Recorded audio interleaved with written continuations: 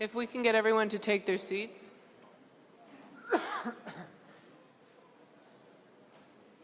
And just while you're taking your seat, if you do want to make an intervention, if you can just indicate and make sure that I've seen you, I'll nod at you and I'll write down a list if you want to make an intervention. And just a reminder that interventions are from the heart and from the head. They're not prepared long statements. So you're asking a question or making a comment. You could have a lot in your head or in your heart, but let's try and be succinct so we can get through many of them. Sounds good?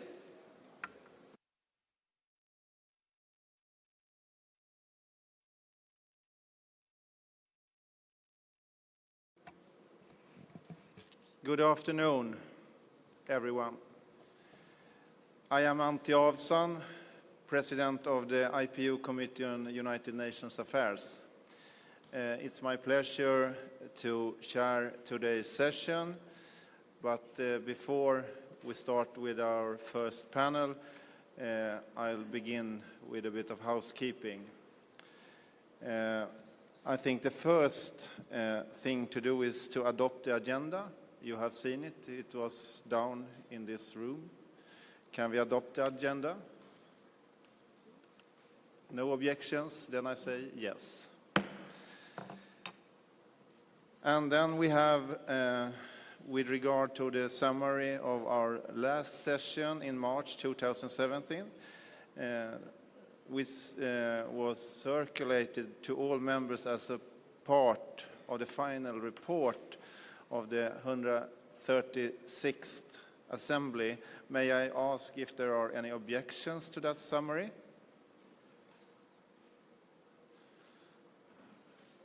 Having heard no objection, I will consider that summary adopted. Yes. Then, second, we have one vacancy in our bureau. We thank Katerine Mukite of Kenya for her service and wish her luck. The African group has recommended Ms. Dagban Sonvide to fill this vacancy. Can I take it that we can formally adopt this recommendation? No objections? Yes.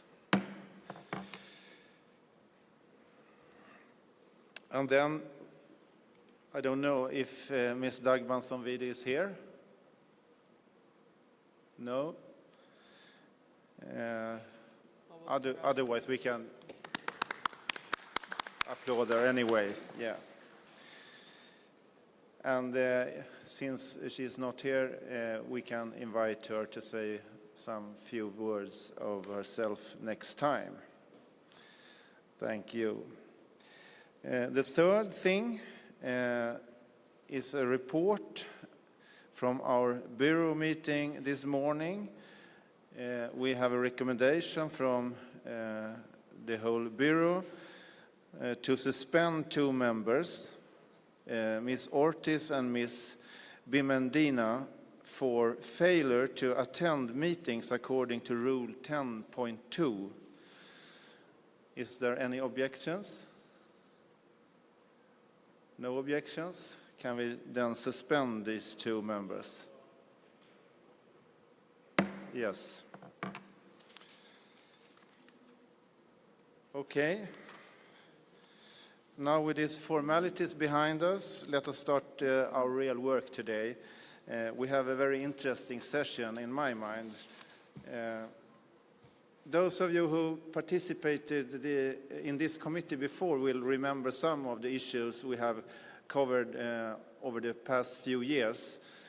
Among other things, we looked into how effectively the UN is funded, whether the UN relationship with the corporate world is a healthy one, and how the UN responded to cases of sexual abuse and exploitation by some of its peacekeepers. We thought today we would take a step back from any specific issue and instead revisit the big picture, what ultimately is the role of the UN in global governance and why IPU is interested in a solid relationship with the UN. As a matter of fact, the UN General Assembly is due to debate the biannual resolution on interaction between the UN, national parliaments, and the IPU in the spring of 2018. This resolution is one of many in a long series spanning nearly 20 years.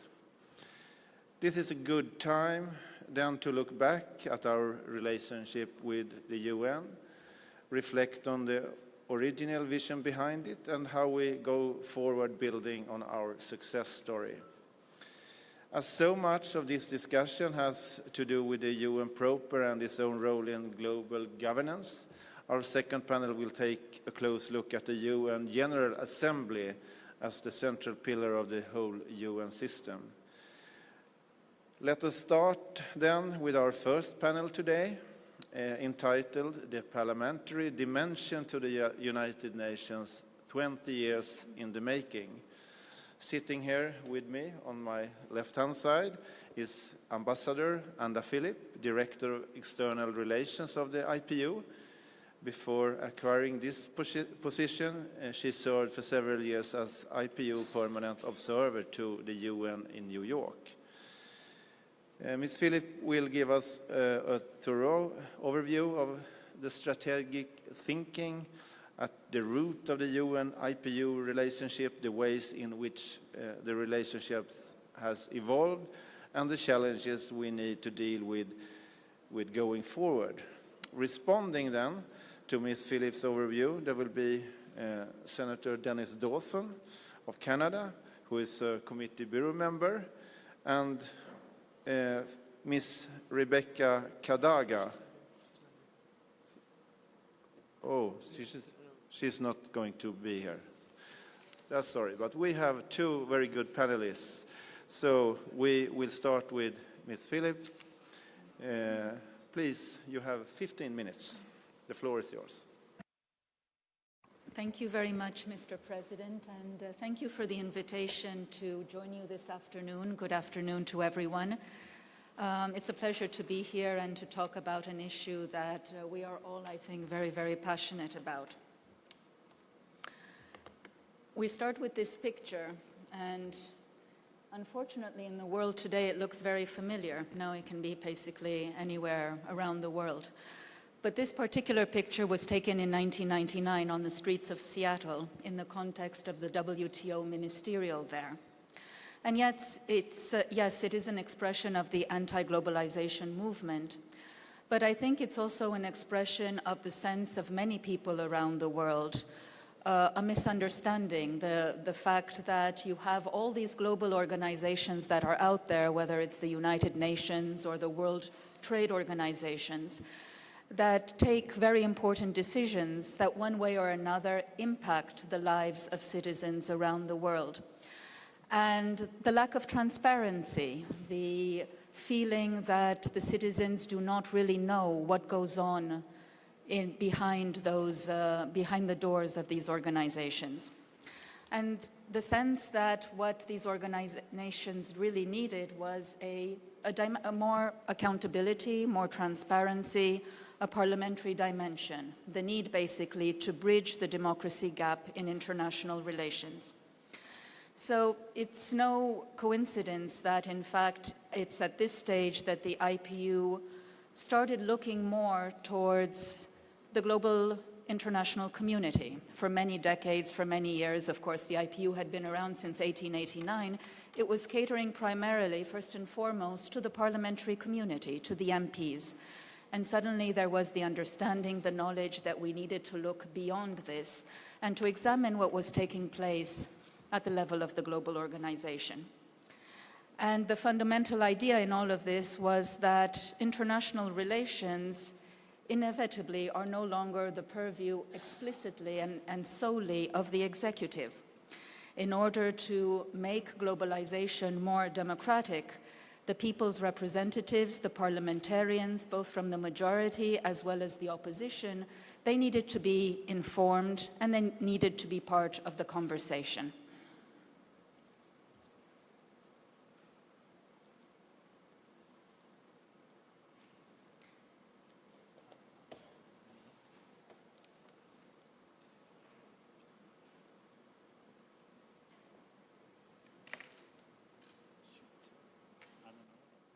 If we can get the technician up to the front to switch slides, that'd be great. There we go. Oh, there we go. Thank you, Alessandro. So we see this as a two-way relationship, yes? On the one hand, you have the work that takes place each and every day at the level of national parliaments. You have the interaction that takes place between parliaments and parliamentarians and the national authorities. The prime ministers, the individual ministers, whether it's health or labor or foreign relations, and certainly the expectation that there is a communication between the parliaments and the permanent representatives that represent your countries at the United Nations, whether it's in New York, Geneva, Vienna, or in other capitals. And from the work of the national parliaments, there are ideas, there are suggestions, there is content that needs to be fed into the UN processes.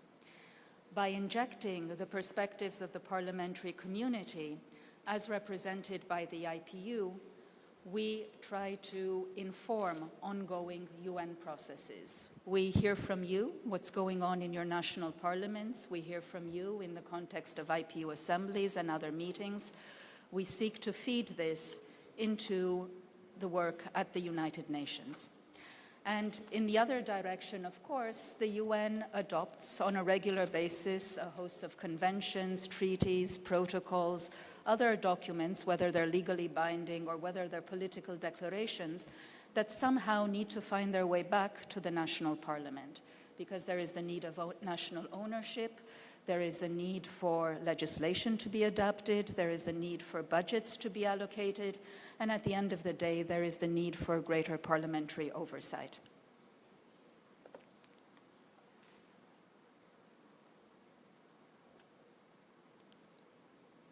And from that perspective, parliaments are called upon to play a tremendously important role in helping to implement the UN agreements, as I was saying.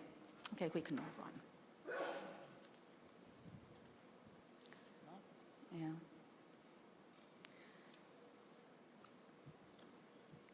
That's okay. Have any of you heard about the Parliamentary Assembly to the United Nations?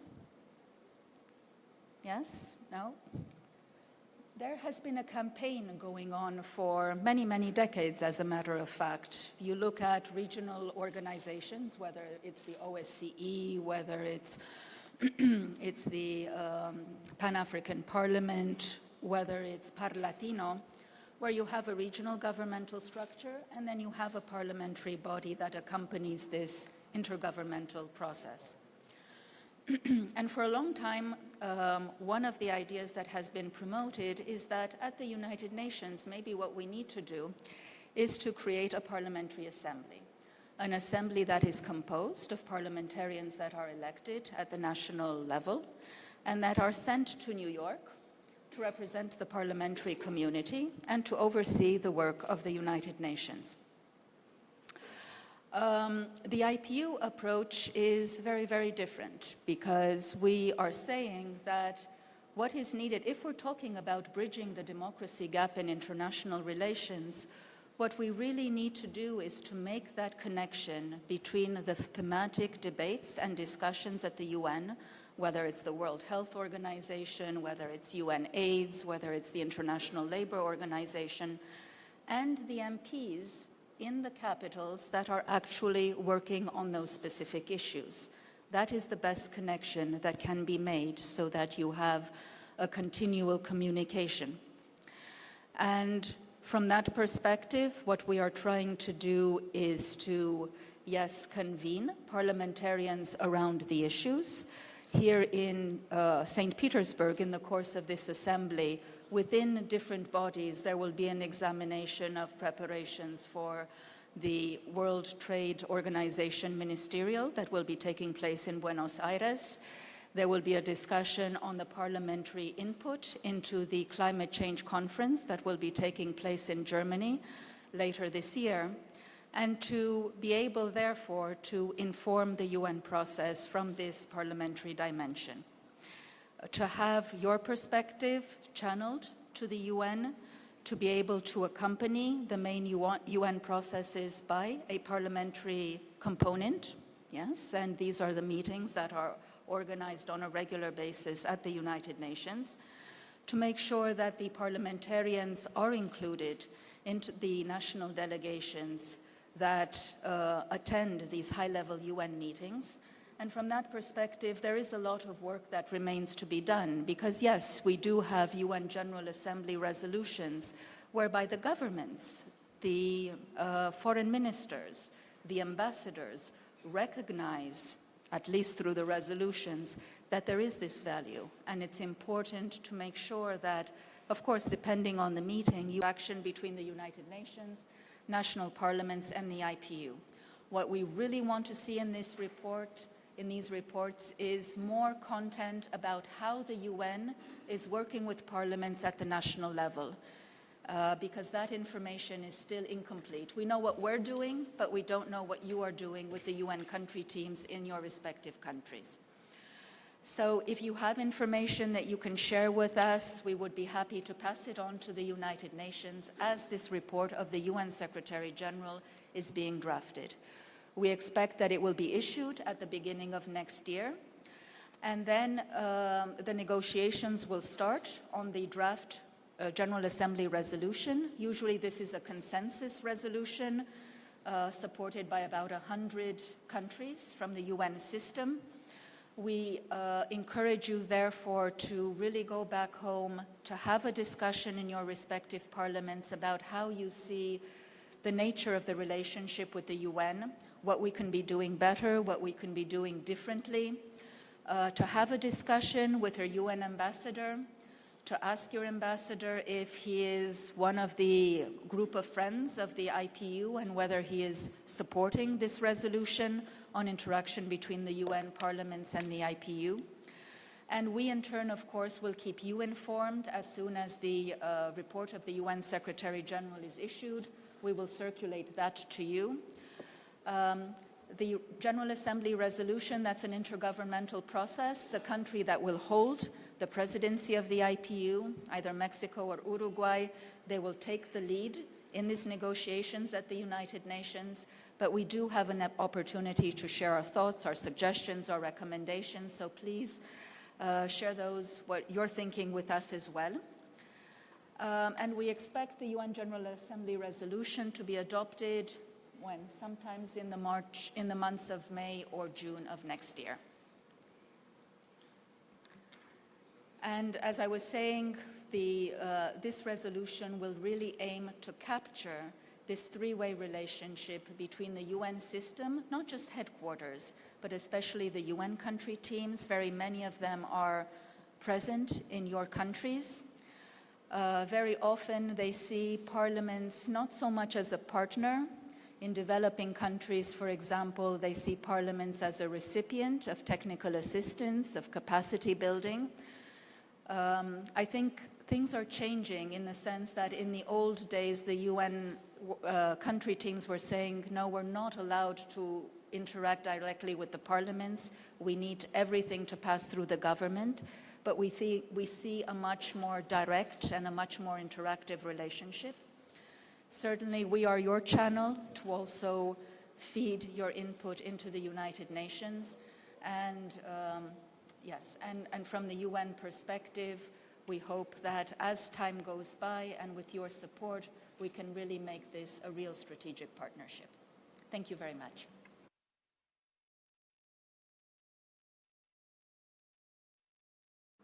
Thank you, Ambassador Philip, for this exhaustive presentation. You have given us a lot to think about and a lot of information also for those who haven't had the new knowledge yet. But we will go on now. Now I invite Senator Dawson to share his perspective, including as someone who looked closely at the relationship between the IPU and the UN at the country level. You're welcome. Thank you, Mr. President.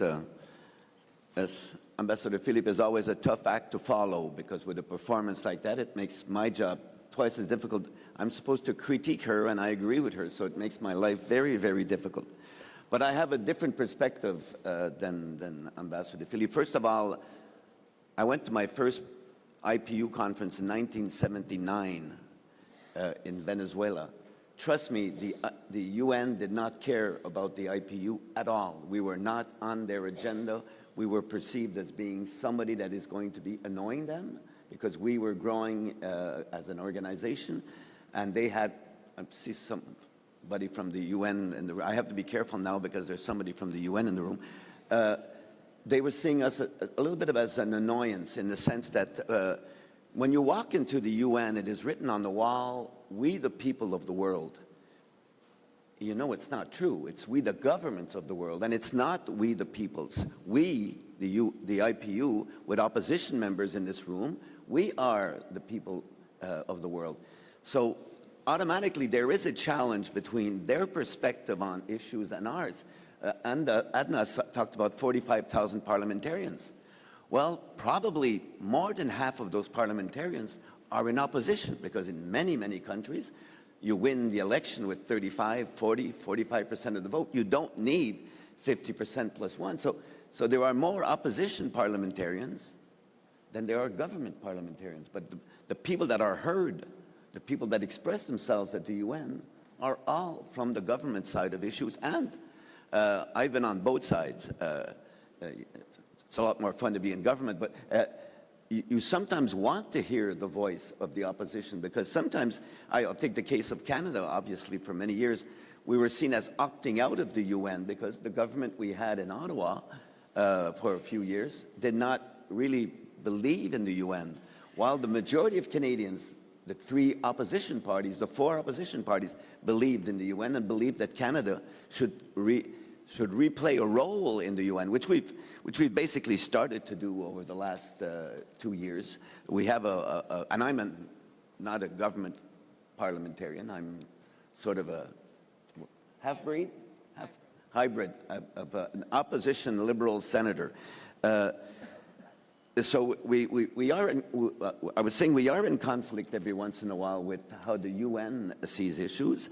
I remember when many years ago when I was in my first life as an MP, Canada used to send parliamentarians to the UN. We'd spend 3 weeks, a month working on committees and we'd have a role. So you'd have, that disappeared completely. A few countries were doing it, and today I don't think any country is doing it at all. It's a good thing the IPU does its annual conferences because that is the only occasion, once again, in which opposition parliamentarians can come and be listened to.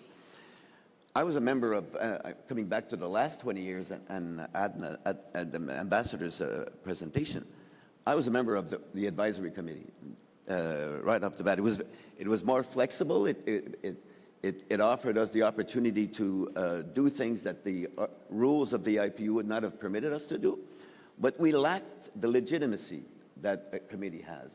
And by growing and by showing that we are useful, we became a committee, and we became a credible committee, and we are today, because of the annual meetings, an important committee that all of the other, I'm sure most of the other committees are a little bit jealous of the fact that we have a little bit more profile than they do, and on a permanent basis, and we should not be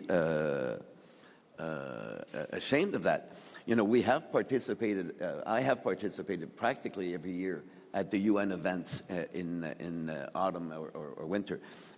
Debates on marijuana, debates on oceans, debates on a whole bunch of issues in which, and in those cases I was a very strong opposition member where I was giving an opinion that was completely opposite to what was being expressed by my government.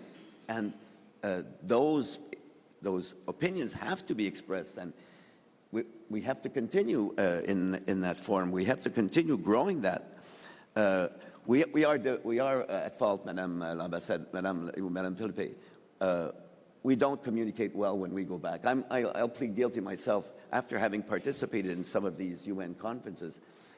It is difficult to go back to Parliament and say, here's what I said at the UN. There is no scheduling of feedback for these events, and so we should be doing a better job at that. And we haven't been doing it. I've also had the opportunity of participating with this committee both at the advisory committee level, now at the official committee, on missions. I went to the mission in Haiti with Madame l'Ambassadeur, and we met with the UN, and we went on the ground. We visited hospitals that were built and supported by the UN. We visited schools that were, teachers were formed by the UN, and the schools were built by the UN. We saw their security systems. We saw their work with the NGOs in Port-au-Prince. We saw their work with municipalities coming from Quebec. Quebec City and Montreal were involved with the UN in organizing a police force and fire. But we didn't get to see the UN working with the Haitian parliamentarians because they didn't. They don't deal with parliamentarians. Sure, it can be, oh, we don't want to be seen as protect. No, nobody is closer to the Haitians than the Haitian elected officials. Yes, we can debate about the elections in Haiti, but they are the official, legitimate representatives of the people, and they should be involved in how the UN acts on the ground. They should be involved in how the UN makes its priorities. And lo and behold, for the few days we were there, it was totally irrelevant what the parliamentarians did or did not do. I'll come back to our president last night in his speech at the opening, where we need not only to talk the talk, we need to walk the walk. It's a very good example of where we have this nice speech about UN IPU cooperation, but once we're in the field, we have to be sure that from now on, we insist that there be a parliamentary activity by the UN and not shy away from the fact that, yes, they have to be careful about the partisanship. They have to be careful about talking to opposition parliamentarians. But they have to be able to talk with people that represent the people that are elected. They do well with governments. They do well with companies now. They do well with NGOs. They have to do better. And they don't do at all, so they have to do more to work with parliamentarians. Sur le terrain, je donnais l'exemple je pense que ça, dans les interventions. Well, I gave the example of Haiti on the ground, but you have examples in Sudan, actions by the IPU and committees in other countries. There is this same lack of communication with parliamentarians that's repeated everywhere. We have certainly made some progress over the 40-year period I'm talking about. Well, I was 12 when I began to take an interest in this, but anyway, this communication is not taking place on the ground, and it must take place there at another level in connection with the SDGs.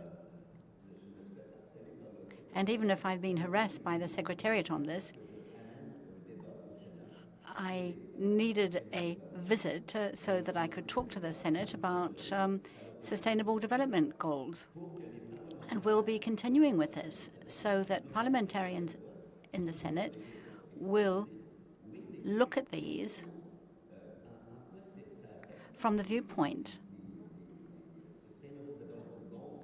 of how actions affect the SDGs, not just in the Ministry of the Environment or for decision makers, but in the entire legislative process. And I can tell you that new senators who have just begun are forming a very fine committee on this. And whenever there is a debate, you start to look at communication about how you're perceived by the population. You talk about economic effects and so on, and what happens with the Treasury. We walk the walk or just talk the talk? Est-ce qu'on fait vraiment? Are we really making an effort so that the Millennium Development Goals and the Sustainable Development Goals can be achieved when you have a draft law, when you have a bill? So it took me some time as well to accept these ideas. Thank you.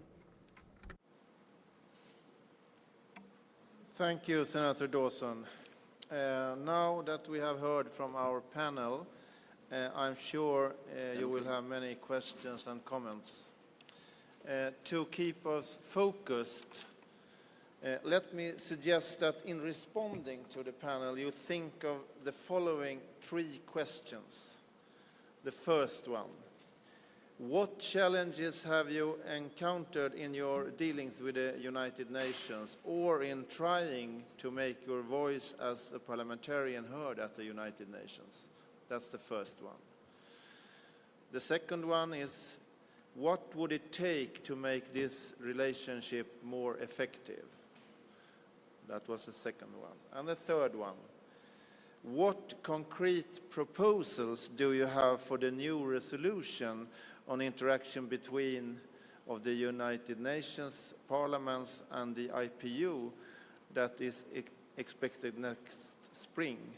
If you can focus on these 3 questions and try to let your comments deal with these questions and, if possible, proposals, then we can go further with the work from IPU. So now is the floor free. I think we have a list. Yeah, we have the first one is Mr. Azad from Bangladesh. You have the floor. Thank you, Mr. Chairperson. Honorable Chairperson, distinguished guests of the dais, and Ambassador Philip, and also Dawson. First of all, let me thank you, Ambassador Philip, for providing very informative speech with so many facts and figures. I wish we could have more time to discuss various items, but the participants are more, will have very limited time. So I have few questions to you and also to Mr. Dawson. Number one, you have touched a very important thing about transparency, accountability, and globalization. The question of transparency and accountability, in many countries it is not as it should have been. The government or the parliament, we are working. Sometimes the government do not provide correct information, and the various organizations, they try to find out. This is a very important. The other thing you have touched is about migration, which we have discussed in the morning. It is a very important issue, and also about climate change. It's a very important. But you have talked so many things. When you have talked about fund problem, but we have not suggested how to mobilize the fund. Because IPU have taken so many projects, so they wanted to do many things. They could not do it because there is shortage of fund. So I would like to know, since we have worked hard, what are the ways or means by which we could mobilize fund for IPU so that IPU can do many jobs around the world? I have some question to Mr. Dawson. As you have said, you have visited many countries around the world, particularly the hospital and the school run by UN General Assembly. If you have found that the school is not functioning properly, or the hospital, the facilities which should have been provided, that was not done properly, have you reported this matter to the UN General Assembly that you have spent so much money, the money was not properly spent, or the facilities which was provided, that was not adequate? So these are and the other thing I would like to know particularly from our distinguished IPU UN cooperation. But have you decided what are the areas where IPU and UN General Assembly, what are the important topics where cooperation could be done for the betterment of the various countries, for the betterment of our IPU objectives?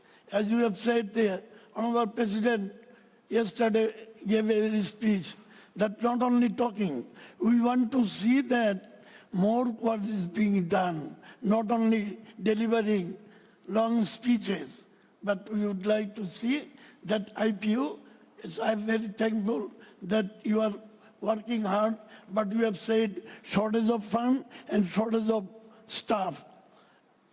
The project which you are going to take, we have to think whether that is feasible or not, and if it is feasible, how we can organize the fund. I would like to know from you. Thank you for your time, for giving me time, Mr. Chairperson.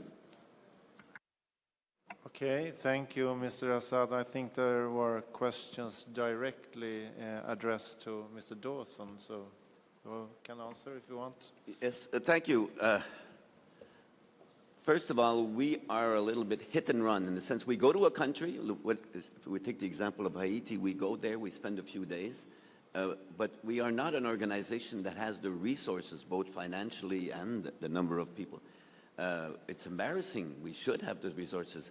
There's much more money spent on a nuclear submarine by the countries that could, that money on quote-unquote war, preventing war, if it was spent on peaceful initiatives that the UN and the IPU could do in cooperation, would be much more useful. But even your country probably has a bigger budget on defense than they do on parliament, and we're upside down on that. So it's our responsibility as parliamentarians to communicate to the people, to say, listen, what we are, and sometimes we're embarrassed that we do international trips and go to countries.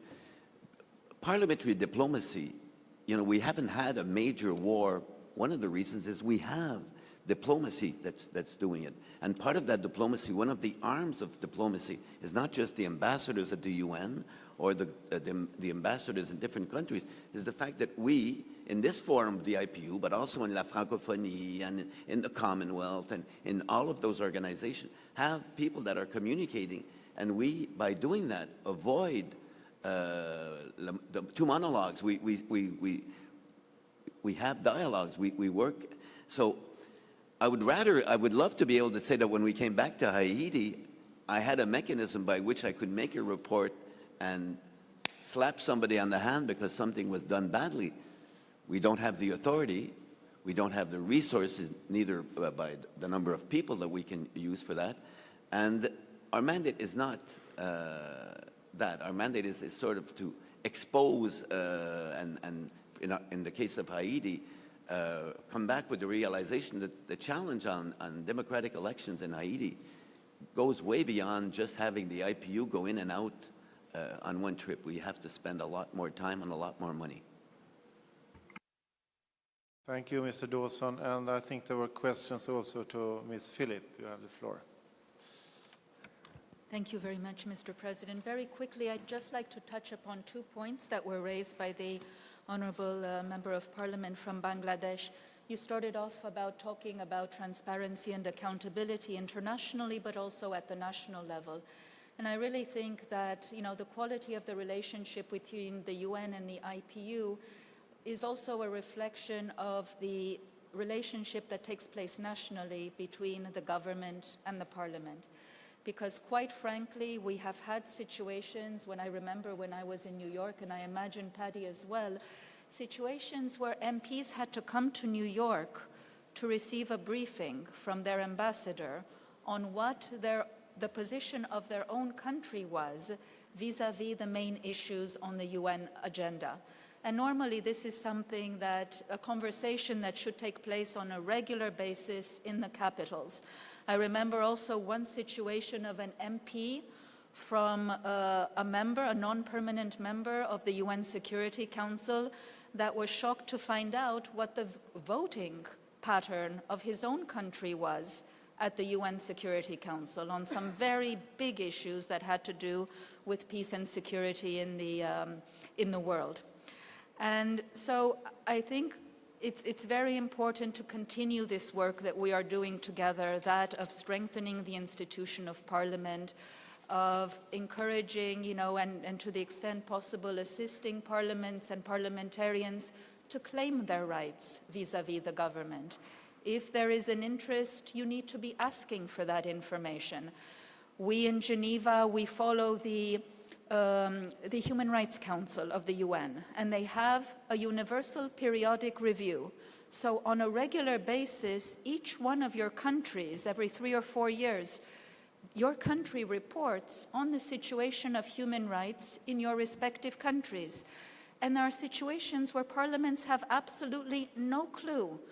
And I would argue that human rights are the closest to the day-to-day interests and activities and prerogatives of a parliamentarian. So you need to be receiving from your government that report.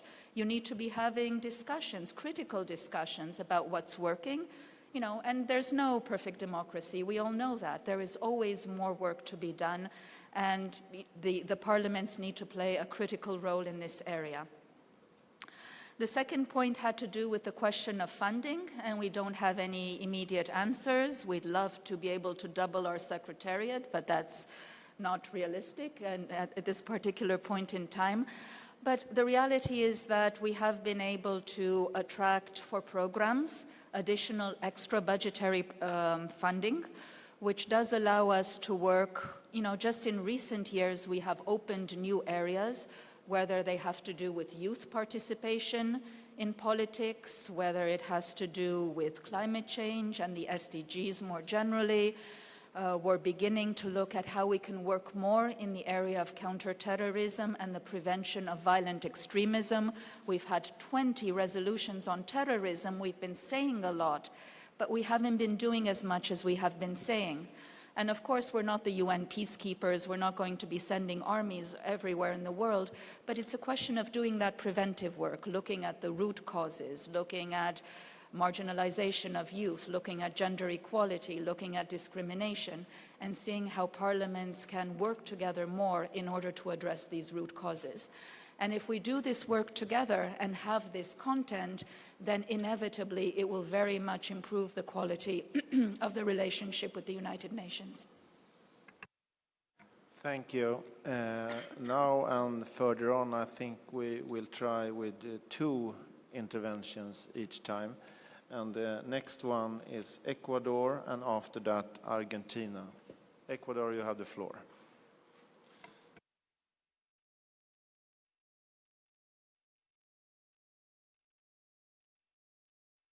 Microphone for the speaker, please. Thank you. Thank you very much, President.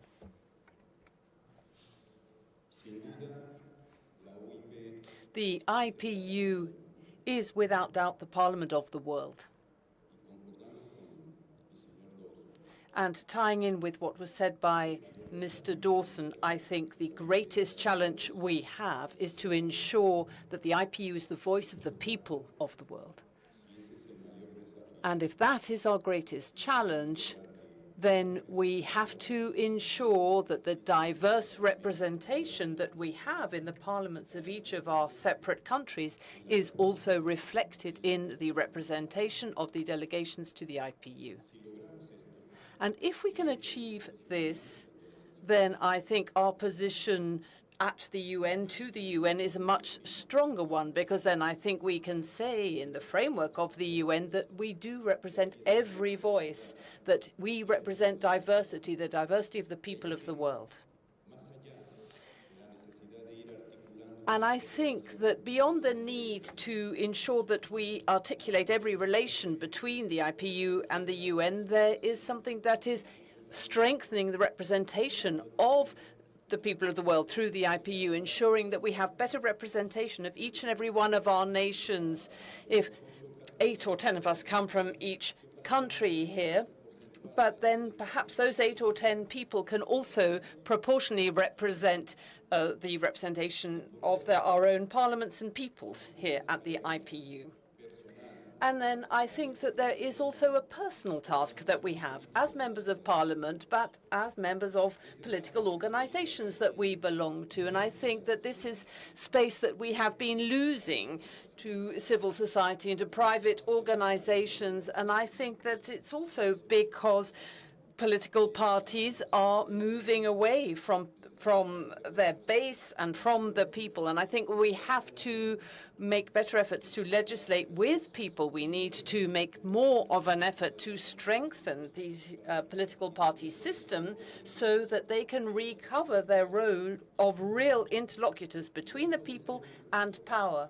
And not just be interlocutors, but also facilitators to promote the worldwide themes that are of importance to people. I come from a small country. We have just passed a resolution on peace and on non-proliferation and on disarmament.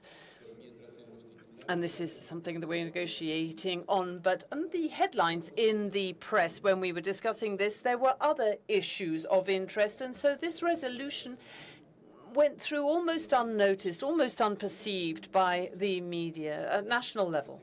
So how do we ensure then that these overarching issues that matter to people in their everyday lives are heard as well? So we have to have politicians, people who are closer to the citizens, who listen to the people. And I think that in that new relation with the people, the voters, the people who elect us, we can achieve much more. So we have to be close to people, yes, but we also have the responsibility to involve people in local issues as well. So those would be my 3 points. Thank you very much, President. Thank you. Next is Argentina. Gracias. Thank you very much, President. I would like to tell you of a personal experience through my attendance at a meeting in New York in July 2017. We had an IPU and UN meeting on the 2030 forum.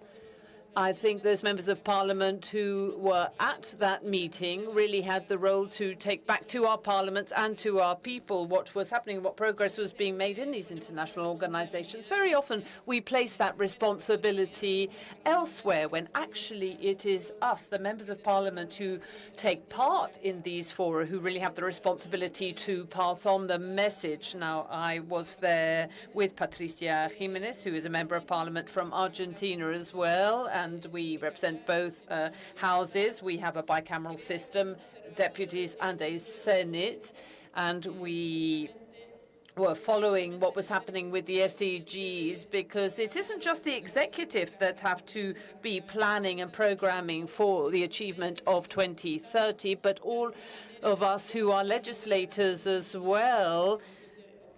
In all the targets that come under the 17 SDGs, we have our responsibility as well. So we think it would be a good idea to put to all parliaments, and perhaps through some relation between the IPU and the UN, to have some kind of observatory, some kind of register where we can note down, where we can record every draft law, every bill that is being put forward by Parliament in order to achieve 2020 and that complements the Agenda 2030. So what I just wanted to do was let you know about my own personal experience, because I think there are ways in which we can do more together and enrich the experience of achieving the SDGs. Thank you very much. Thank you very much. We will respond from the panel. Shall we start with Ms. Philip this time?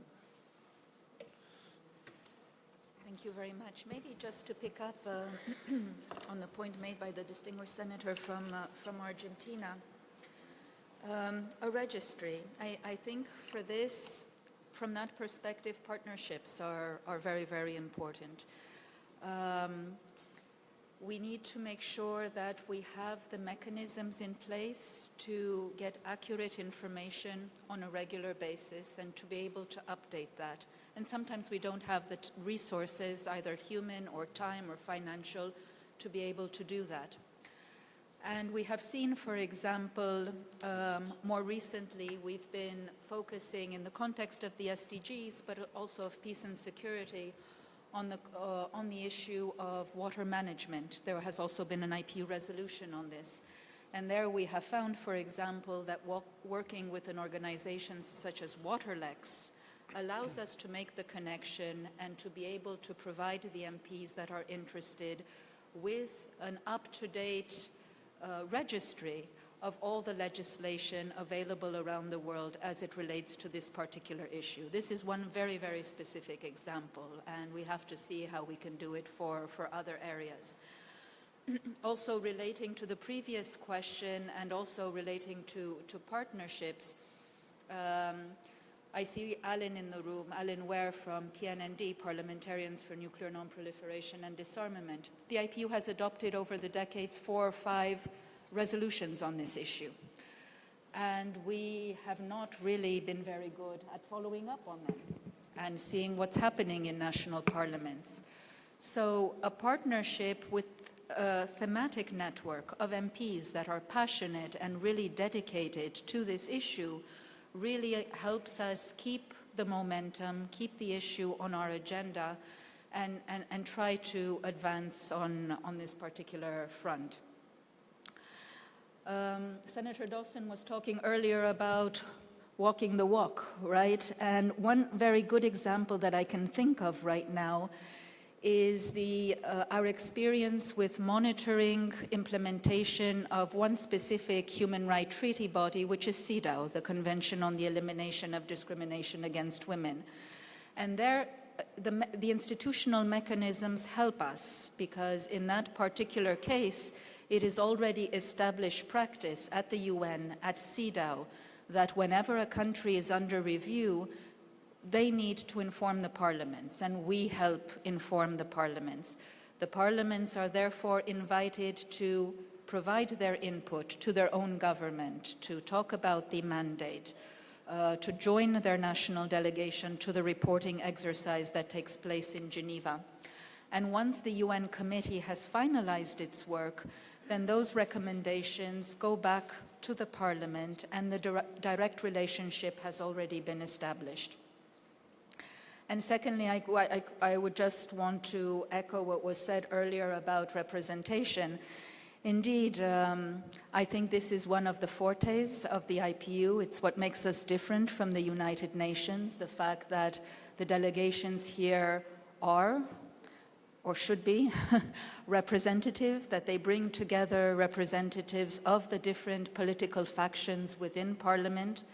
When this is happening, and we know that there are some difficult situations in a few countries, then we try to influence the authorities in the respective country to make sure that that diversity in representation is indeed respected and observed, and more often than not, we do succeed in doing that.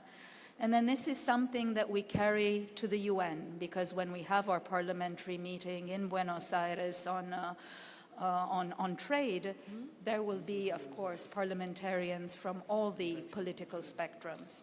And it's interesting to see that it's happened very, very rarely, but it has happened when the UN itself and the governments have accepted this notion. And I'm thinking right now of the 2011 conference that we were referring to earlier on the least developed countries, on the LDCs. Because it was a conference on the LDCs, it was agreed that the UN would provide funding for 2 MPs. And that funding would go to 1 majority MP and 1 opposition MP. So that was really groundbreaking, because for the first time there was, at the level of the member states of the UN, at the level of the governments, the recognition of the fact that, okay, we're engaging with parliaments because we need that political support, because we need implementation. And Parliament is not just the governing party, it is also the opposition, and they need to be engaged as well. Okay, thank you. Mr. Dawson. Very briefly, the IPU does a lot of things very well. One thing we have never been very good at is communications. You were talking about, you know, whether it's the question of 2030, whether it's the question of representation from different countries, your resolution that you passed and didn't get any. We're not very good at that either. We do good things. We have not mastered the world of communications, and I think that one of the challenges the IPU has to face over the next few years is doing a better job at communicating the good work we do. And taking the opportunity, communicating the fact that, as you know, there will be a young parliamentarian meeting in Ottawa next month, and I do encourage you on diversity, from Ecuador, on diversity, if we want to have a more diverse representation, if we want to be more representative of really of all the people, we have to encourage women, obviously. I'm embarrassed that I come from a country where we only have about 30% of women in Parliament. We should have our 50%. But I have to tell you that when I started, we had about 1% women. So there is progress.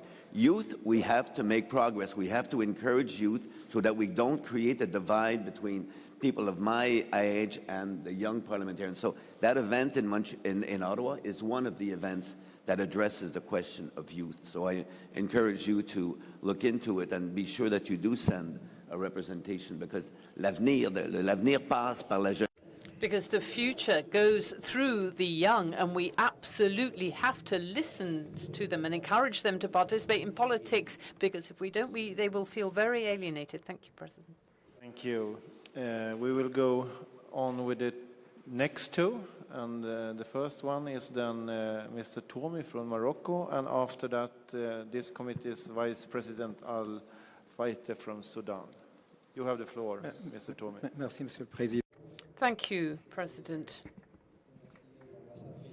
And I would like to thank Ambassador Philip and Senator Dawson for their very useful presentations. And I would like to congratulate you, President, on what has been done, what has been achieved in listening to the voices of members of Parliament within the UN. We began as observers. We began here with our cooperation agreements, and now we have the 2018 resolution. Having listened to comments made by various delegations, President, I get the feeling that the IPU is sort of an NGO in a way, that is trying to communicate with the UN and get them to understand. But that actually gives me a little trouble, really. I don't think the solution is quite as easy as that. There are the national parliaments. They are in control, if you like, of the governments. They are the ones that adopt and approve international agreements that are negotiated by a government organization, and it comes back to the parliament, and it is either adopted or rejected by that parliament. So my question then is really how far we can be part and parcel of an adoption process, something that can then come back to the parliament to be adopted or rejected. And I do think it's important to pay attention to such issues. It is true that those governments that negotiate agreements have a lot of means at their disposal. They have embassies, they have ambassadors in Geneva, in New York, at Nairobi. They have staff. We have a secretariat. We have quite a small representation, really, in New York, which certainly isn't the case for other countries or other capitals around the world. And so it means that there is quite an asymmetry then and a difference in the weight of the IPU internationally there. And it is also true, President, that this poses another problem, because if there is another international agreement that comes to parliaments, then members of parliament only have one possibility, really, either rejected or accepted. And it's difficult then to reject something, because if it has been negotiated, we can't ask for the renegotiation, or a country can't ask for the renegotiation of something. So it is really rather complicated, but perhaps it is something that doesn't really reflect enough the views of the parliamentarians as representatives of their people. And it is also true, President, that our presence within the United Nations can really only progressively evolve. And my question is then, my request is to strengthen the IPU presence at the United Nations, reinforce our presence, because otherwise, really, what is the point? What can it do? I think we really do need to strengthen that presence, and I think that the Secretariat can then report back to the parliamentarians, and those parliamentarians can then go back to our governments and draw their attention to one or another aspect before the resolution is actually adopted. if they feel that's necessary. And another point that I would like to underline, President, we are talking about the SDGs these days. Now, there are some organizations that are not members of the UN. The WTO is actually dealing with a number of different trade-related issues, how we treat developing countries, for example. So that is something else that we have to pay a lot of attention to. So with the knowledge, President, that we don't really have the means, we have to look at what the priority issues are on which we must focus so that we can use as efficiently and effectively as possible the means that we do have at present at our disposal. Thank you. Okay, thank you. Mr. Vice President, you have the floor. Thank you, Mr. Chairman. I thank Ambassador Philip. I thank Dr. Dawson.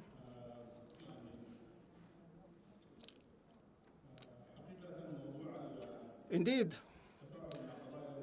interacting with the questions at the United Nations, my brother from Morocco has mentioned that we are the United Nations is a legislative body. It is a legislative mechanism. Who implements? All the questions that the United Nations deals with are subject of interest in our countries, whether this is international questions such as trafficking in persons, transnational crime, immigration, money laundering, terrorism, etc. We are concerned first and foremost, and then on the regional level, all these questions are dealt with first and foremost on the national level, then on the regional level to a certain extent, and perhaps our parliaments can revise some of our legislations and then forward them to the concerned authorities. On the national level, we have an excellent model, that is the model of the Pan-African Parliament, as well as the executive branch of the African Union. And this allows us to engage in joint practical projects. We have a large-scale project that has now found financing from the Islamic Development Bank in Jeddah, and also this deals with Africa from Cairo to Johannesburg, and this is one of the strategic projects which has been advanced, and this deals with a lot of questions such as balanced development and other questions. There is also a project concerning a scientific center on the African level. African countries are weak. They don't have the necessary resources to deal with scientific research. Such a center in Addis Ababa could engage in very important projects in this field. If the United Nations has focused on these projects and perhaps replicate them in other regions, which lack the necessary resources, may profit from such experience. All the questions dealt with on the executive level, well, who translates these questions into law? Today, we have laws on terrorism. This is criminalized on the national level, as well as trafficking in persons. This is criminalized on the national level. As for transnational crime, money laundering, these are criminalized. We have defined these questions, and these questions as well must be dealt with also at the United Nations. We must speak about our experience and the real work in dealing with these problems. These are things that happen in the field and not necessarily on the international level. where the necessary solutions are not found. This takes place on the ground, on the national and regional levels. What happened at the United Nations is positive. However, we must take into account the role of civil society organizations, and there is for example, International Transparency Organization. This is an organization that is working well. Many countries, members of the UN, have joined this organization, and this monitors expenditures in different governments. These experiments should also be discussed between us and the United Nations. How do we focus on these matters, and how can we take steps forward and achieve greater success than what we have achieved so far? Thank you, sir. Okay, thank you. Is there comments from the panel to these interventions? Brièvement, pour Just briefly, for our friend, you have to be optimistic. One has to be optimistic. We don't have the resources, you say, but we have more resources than 50 years ago. So it's better. So really, the glass is half full rather than half empty. So I think a lot has been done in terms of our role with the UN. We can be proud of that. As the ambassador stated, it would be a good thing if we did have more resources, but there you go. As far as Sudan is concerned, yes. The Pan-African example is the best one for countries to learn to cooperate, to reach agreements amongst countries. That's to everyone's advantage. Setting up this parliamentary group, which can become almost a governmental group, is beneficial for Africa and for Arab countries, as also for Asian countries that increasingly are working in committees. That is the solution. And then, of course, at the international level, the same effort can be made at the UN level, and everybody benefits. Communication and exchange, and certainly civilization can move forward. It is thanks to this type of cooperation. So I congratulate you, because that is the solution. And Ms. Philip, you have the floor. Thank you, Mr. President. Very quickly, because there were a number of ideas and questions that were shared, and I can't touch on everything. But regarding the point made by the delegate from Morocco about the adoption process, that is a very, very important point. Because indeed, once the treaties and the decisions have been finalized by the governments, it's very, very rare that a parliament rejects it. And therefore, it's really important to be involved as early as possible in the entire process.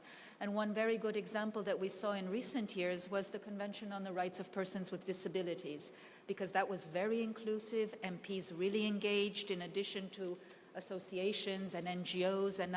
And from the outset, there was that sense of ownership. Once the convention was adopted, I think it has the fastest rate of ratification. And Parliament, since they were informed and aware and they had the background and knowledge, they were really well placed to start looking at implementation and follow-up.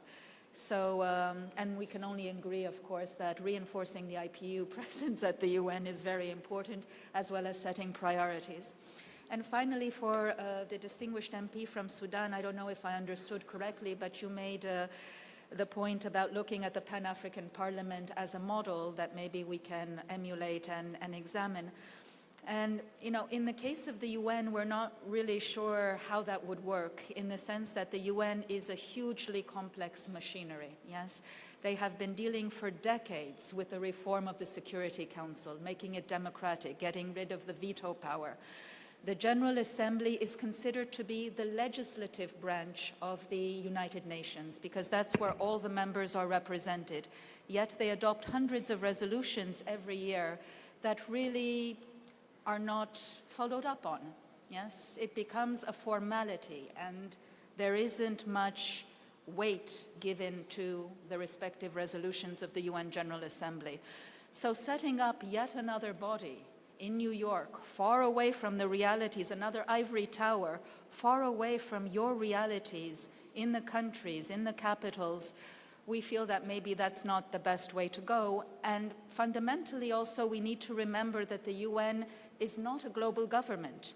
The Pan-African Parliament, like the European Parliament, they are institutions of integration with the ambition of gradually evolving towards a single system, whereas the UN has been and it will remain an association. Yes, it's an organization that brings together the member states, each one with their own position and their own prerogatives.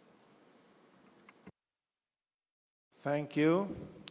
And I will now tell you all that we have 9 countries who have asked for the floor, and I am very anxious that everyone should be possible to say something.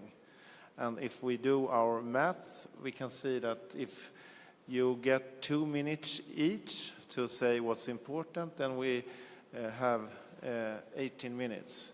And then we have not more than maybe 5 minutes or 6 or 7 minutes to respond from the panel. And I think that you also want the panel to respond to close it up. So, shall we try that? Yes. And then I can say that we have Kuwait, Thailand, Zimbabwe, Nigeria, 2 times, maybe 1 only, Denmark, Burkina Faso, India, and Malaysia. And UK. Yeah, India, I mentioned India. And UK. Then we have 10. So very quick, 2 minutes. Yeah, 2 minutes. Taking time. Yes. So next is Kuwait. 2 minutes concentrated. Yes, thank you.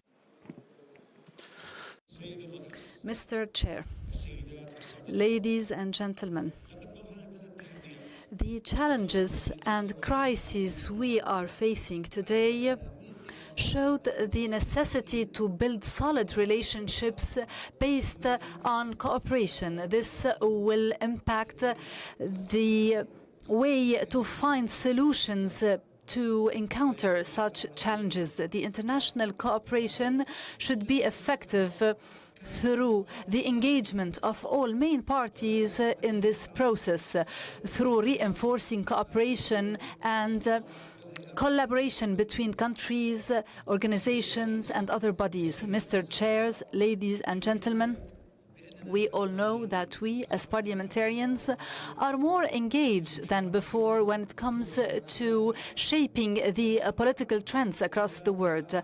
We manage, through the IPU, which we thank, to voice the opinions of our people.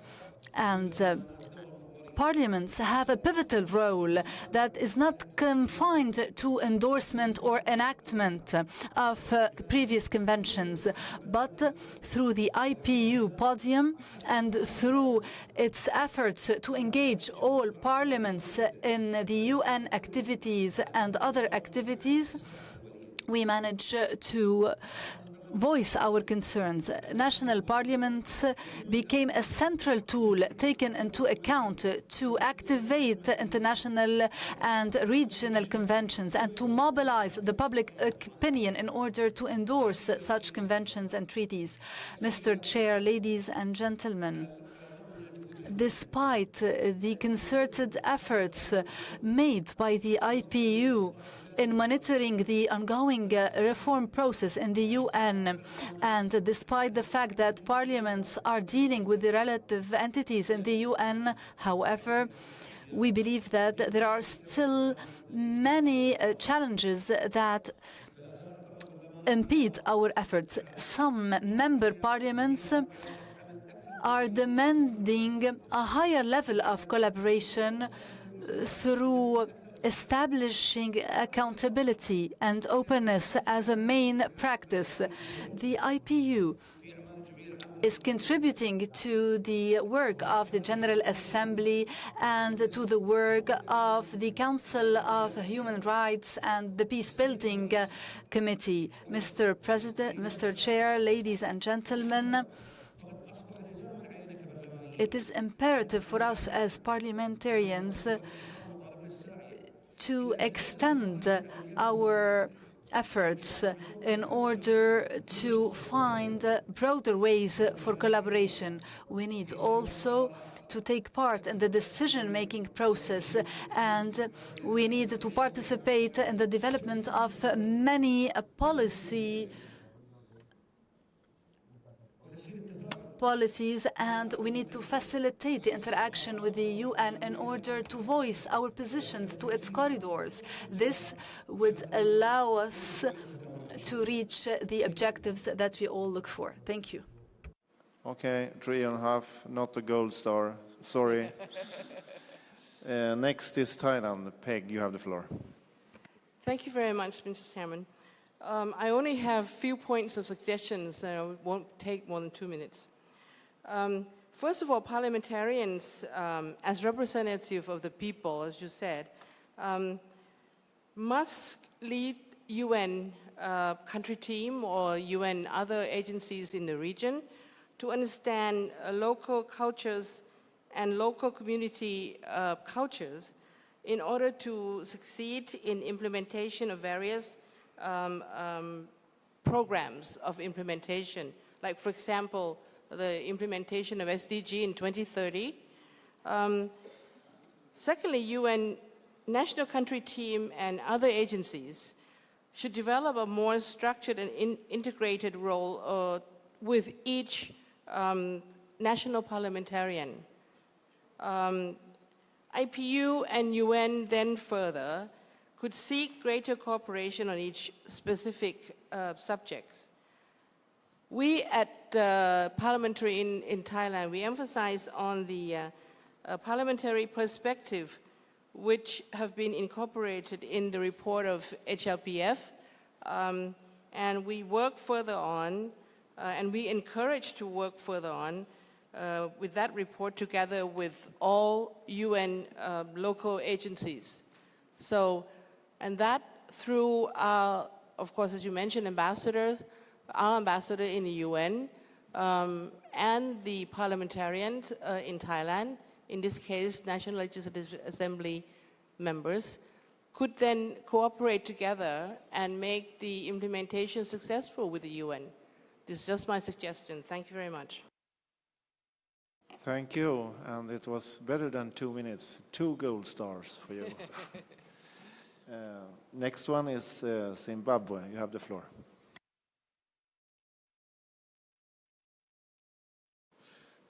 Chairperson, I will touch on the responsibilities or the roles of members of parliament, and also I will touch on how to improve our relationship with the United Nations as members of parliament. Firstly, I would like to reiterate that it is our responsibility as members of parliament to push for the ratification and domestication of global instruments by our member states.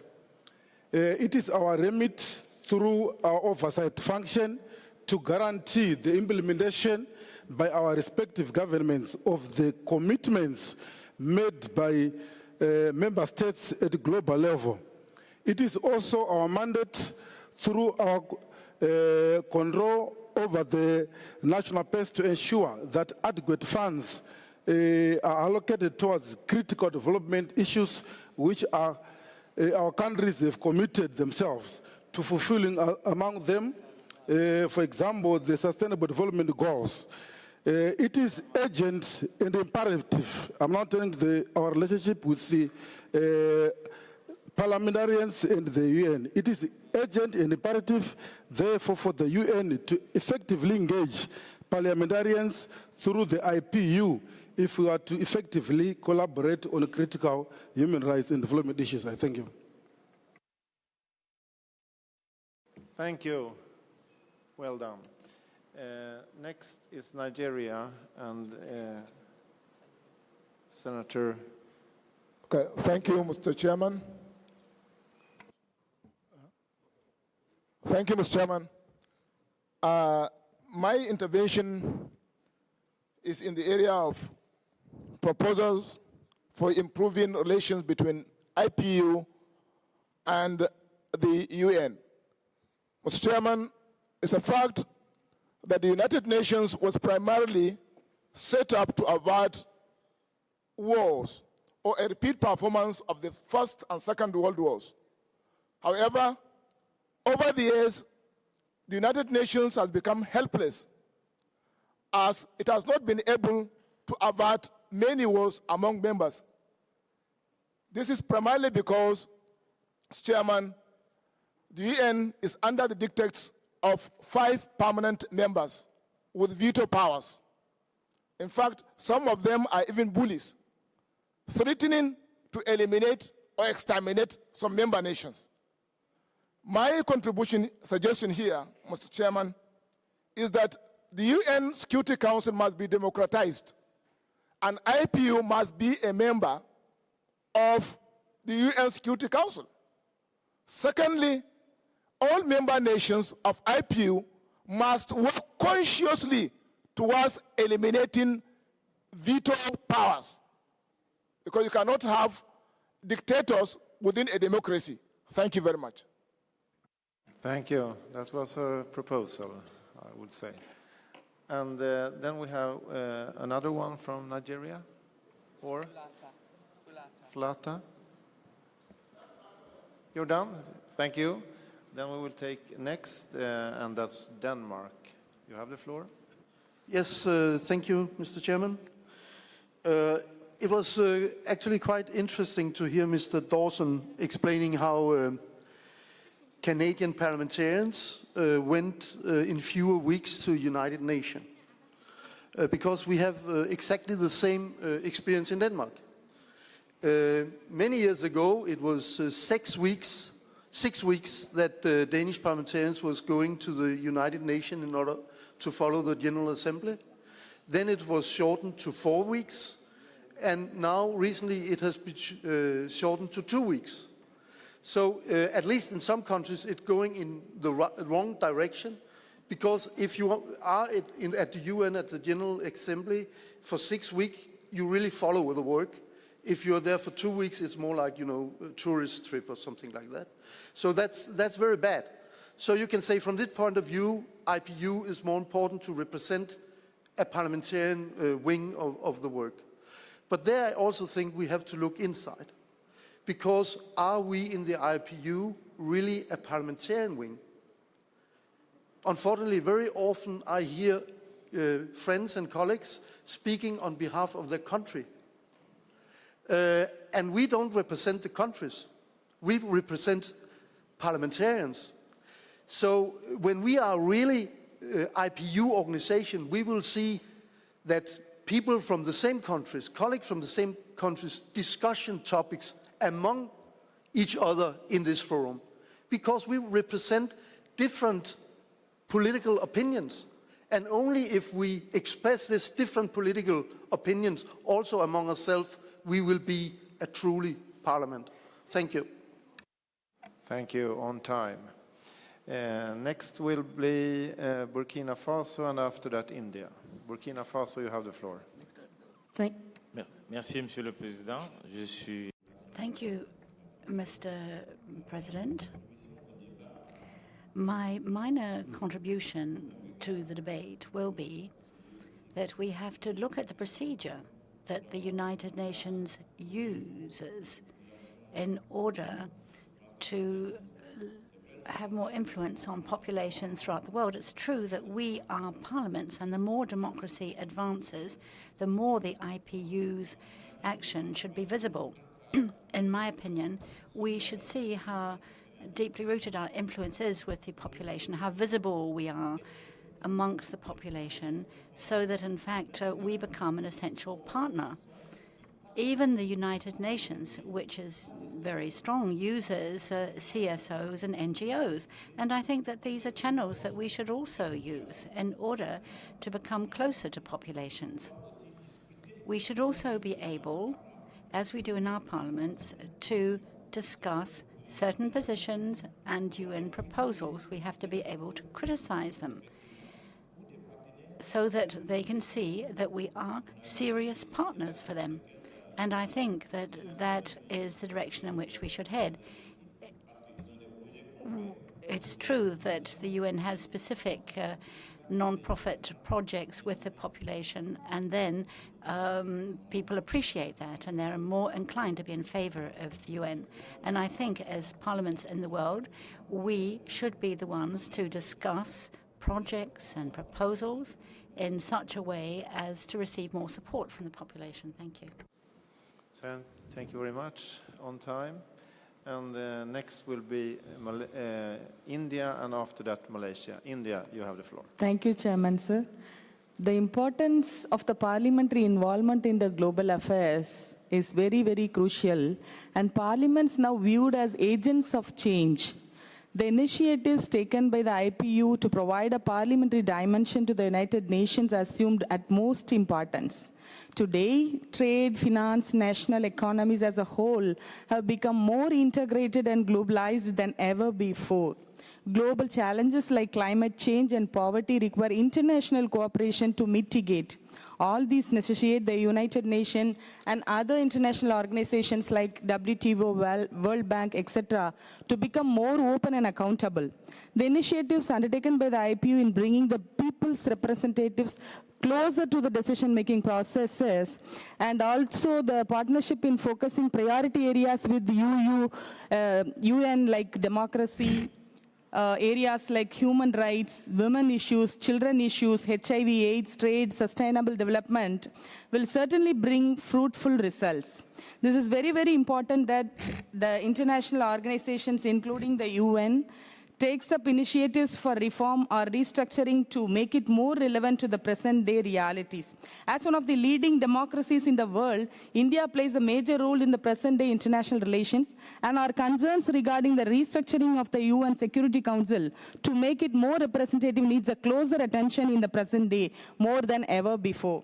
And my concern is on behalf of India, my concern is that how far UN can fund for IPU so that we can make IPU more universal. And how can we lend our strong support to the initiatives of the IPU to provide a parliamentary dimension to the United Nations affairs? Thank you. Thank you, very good. And now we have Malaysia, and after that United Kingdom.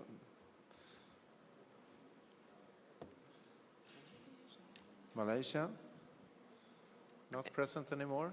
Malaysia, just turn on the microphone, and please just keep the microphone away from your mouth. It's easier for us to hear.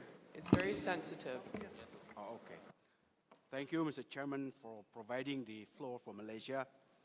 The Malaysian Parliament would like IPU to be more assertive in its dealing with the United Nations. One of the strategies which we can increase our assertiveness is to, one, prioritize our agenda in terms of issues which we want to forward and to champion. That, I think, will enable all the member countries in the IPU to participate in pushing for the case. And the second strategy would be to work in tandem with our respective government to also pursue the same goal. One issue in particular, as Mr. Chairperson mentioned earlier during the panel session, is that next year we have the selection of the Secretary General. We are of the opinion that the process of democracy, which United Nations always preach, should start at home. Therefore, the process of selecting and appointing the United Nations Secretary General should be transparent and inclusive of all UN member states. The Security Council should recommend more than one candidate to the UN General Assembly, whereby the latter would select and endorse the candidate chosen by the UN membership. I'm sure if we propose this resolution, it will be supported by most of the member states, except perhaps the permanent members of the Security Council. Thank you. Thank you very much. And good in time. And finally, United Kingdom, you have the floor. Mr. Chairperson, may I ask if there is a way forward for strengthening the General Assembly? The Charter allows military action in self-defense or with the authority of the Security Council.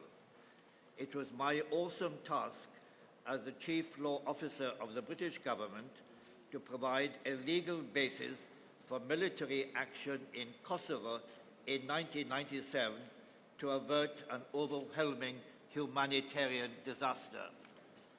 Mrs. Ogata, then the United Nations Commissioner for Refugees, described in horrendous detail the hundreds of thousands of Kosovars who are being driven from their home, murder, rape, and ethnic cleansing on a huge scale.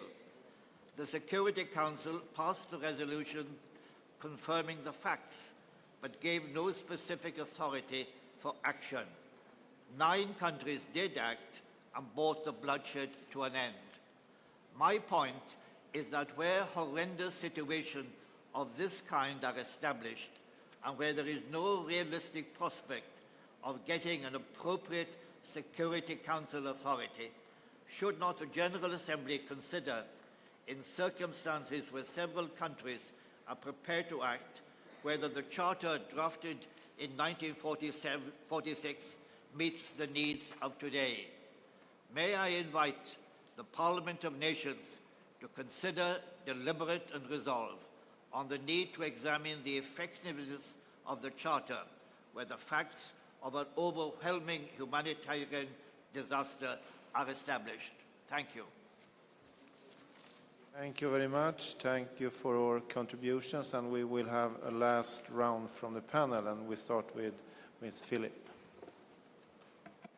Thank you very much, Mr. President, and thank you once again for the opportunity of engaging with the members on this very important discussion.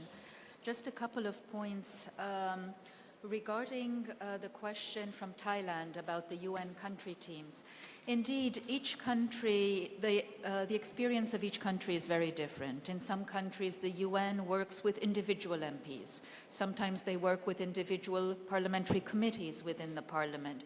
Sometimes they work exclusively in the provision of technical assistance. And so there is not always a very systematic mode of engagement.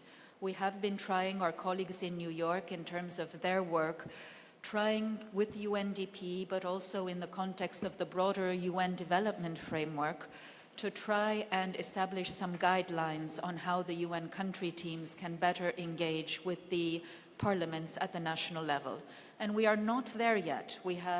There's still a lot of resistance from the system, from the governments, and here your assistance is really important, because as members of this UN committee of the IPU, you can go back home, you can talk to your colleagues, the presidents of the foreign affairs committees or other MPs that work with the United Nations. You can invite the UN representative to your parliament for a discussion about how this work is organized. And if you have good experiences that you can share with us, those would be very, very powerful, because they would give us the ammunition that we need in order to further push the UN forward. Regarding the question from Denmark about the role of MPs at the UN, indeed, sometimes there is a bit of ambivalence there.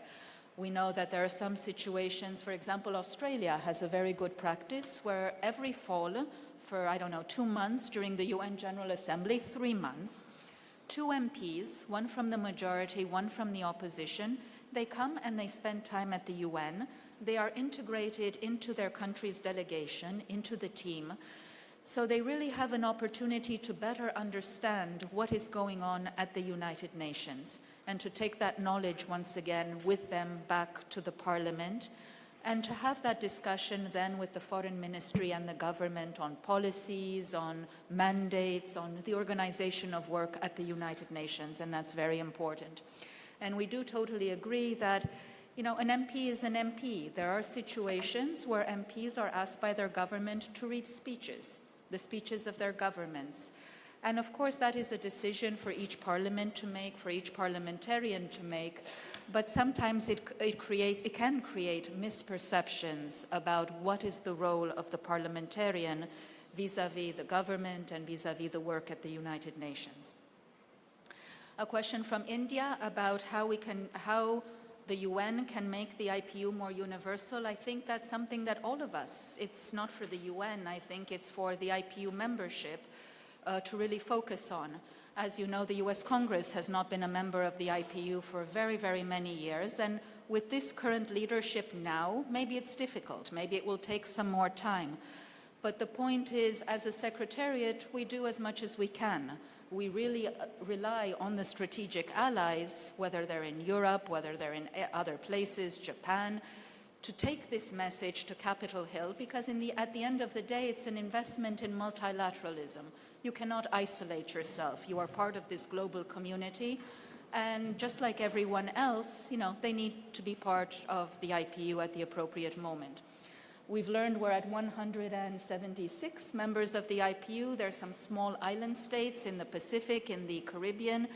If the countries from Latin America can reach out to the small island states in the Caribbean, if India and other important leaders from the Asia-Pacific region can reach out to the Marshall Islands and other countries' parliaments that are not yet members of the IPU, and to talk to them about the advantages and the benefits of membership, that will be tremendously helpful.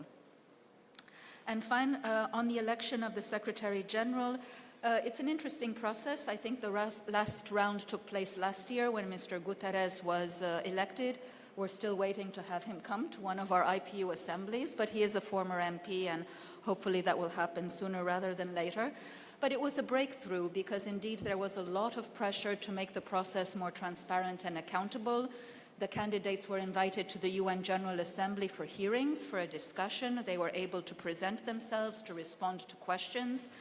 And finally, the UN Security Council, yes, they put forward one candidate, but in a way it matched the sense from the full UN membership that it was one of the most qualified candidates. And, still, obviously, there is a lot of work to be done in that area. And thank you very much for the question from the United Kingdom. I believe that will be addressed at the next session on revitalization of the General Assembly. Okay, thank you. Mr. Dawson, some final remarks? Very briefly on that last item, obviously, the Charter does not have to be revised only because of countries in crisis. I think that the Charter has to be revised, end of story. After so many years, it would be normal. It's going to be a long and complicated and not necessarily short-term project, but I think it has to be addressed.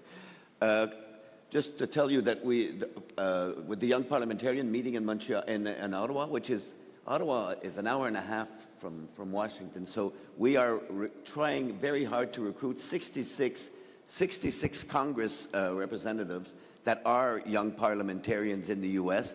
to come to experiment the IPU, and we're hoping that we will get some of them to come to our conference so that we can start slowly to reintegrate, because we cannot be as important as we think we are if the Americans are not part of our membership. We have to make that effort every time. Anyway, that being said, and I also agree with my friend from Denmark, obviously there's a tendency in the wrong way. I'm happy for Australia. I'd be happier if Denmark and Canada could be going that way instead of heading the other way. But I think they're not mutually exclusive either. Doesn't mean that because we will have sending parliamentarians to parliamentary committees of the autumn session in New York that we don't have parliamentarians going for more. And finally, think local, Madam from Thailand. Yes, think local. We have to, obviously, when we see things, issues here in a global way, we have to think that l'adaptation, the adapting of those issues on the local level is something we have to always have in the back of our mind, that there is no one clear measure that addresses these issues. It depends on the local environment, political, physical, etc. Thank you very much, and I really enjoyed this, Madam. You can invite me again next time. Okay, thank you very much. I will also underline that it's very important that hopefully all countries are members in IPU, also United States. It would be a very good thing. So, many thanks to the panelists, and we will give them an applause. Thank you. And now we will have a short 5-minute break to change the panel to next one. Thank you, everyone, for contributions. Just while we're switching panels, if you spoke and you have a business card, I wonder if you could bring it forward. The Précy writer needs a copy of that. If I already know you, don't worry about it. Thank you. Oh, next, or if you want to speak in the next session, you could bring me your card and I'll keep a list. And that was Ms. Pushpa, right? You're, okay.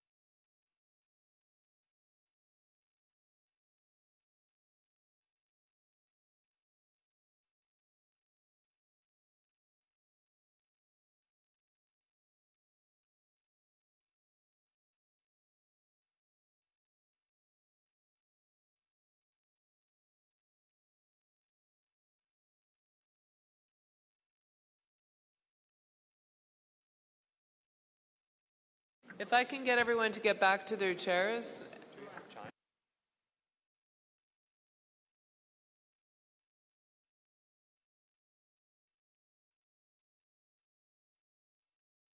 If I can get everyone's attention, we have a very fascinating panelist now, and I have a list already that's coming.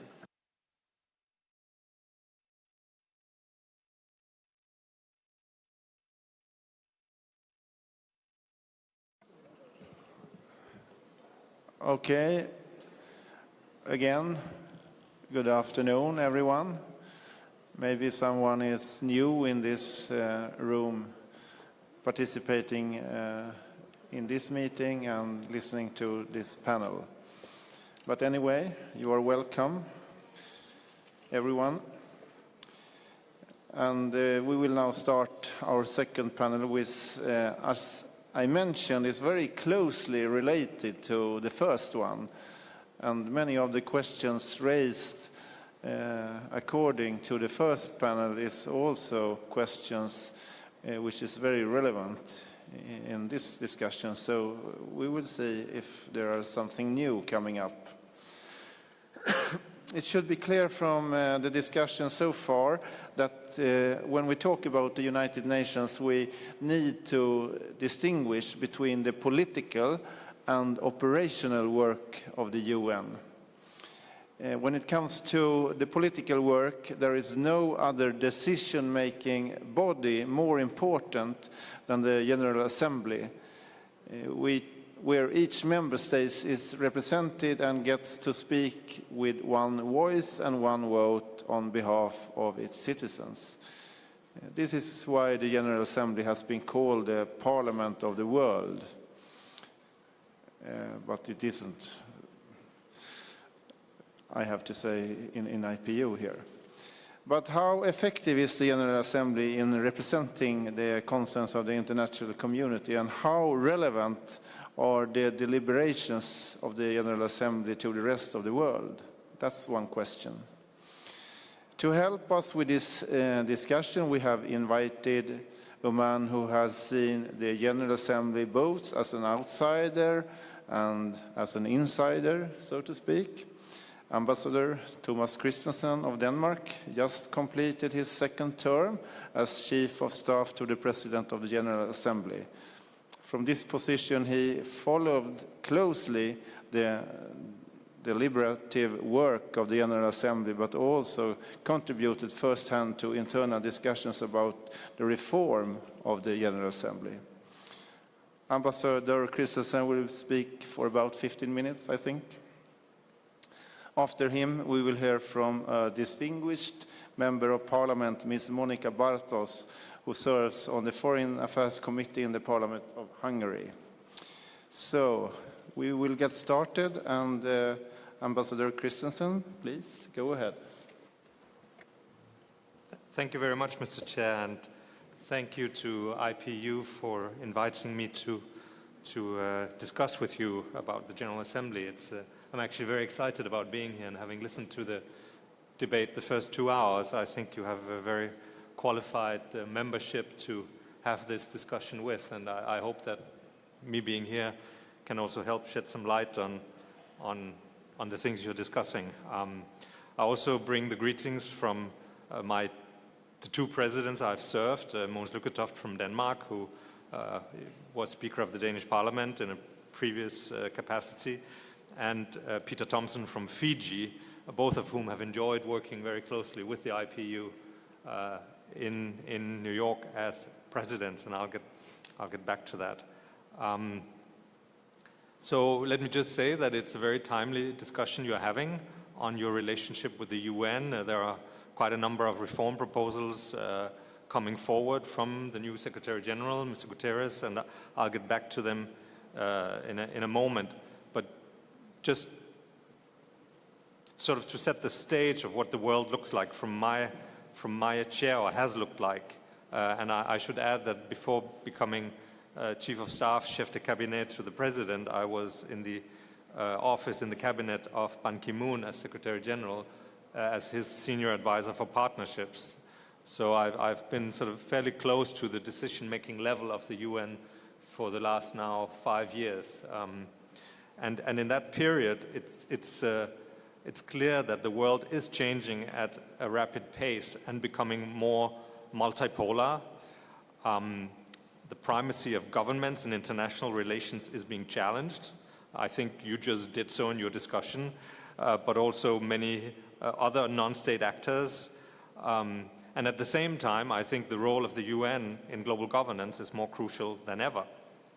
And in a way, at least seen from my chair at the UN, there's a rebalancing of power and influence underway, where the General Assembly and its president are being strengthened, and the Security Council, in a way, and some of your delegates mentioned this, because it's staying unreformed and in the eyes of many member states is ineffective in tackling the main challenges and conflicts on its agenda.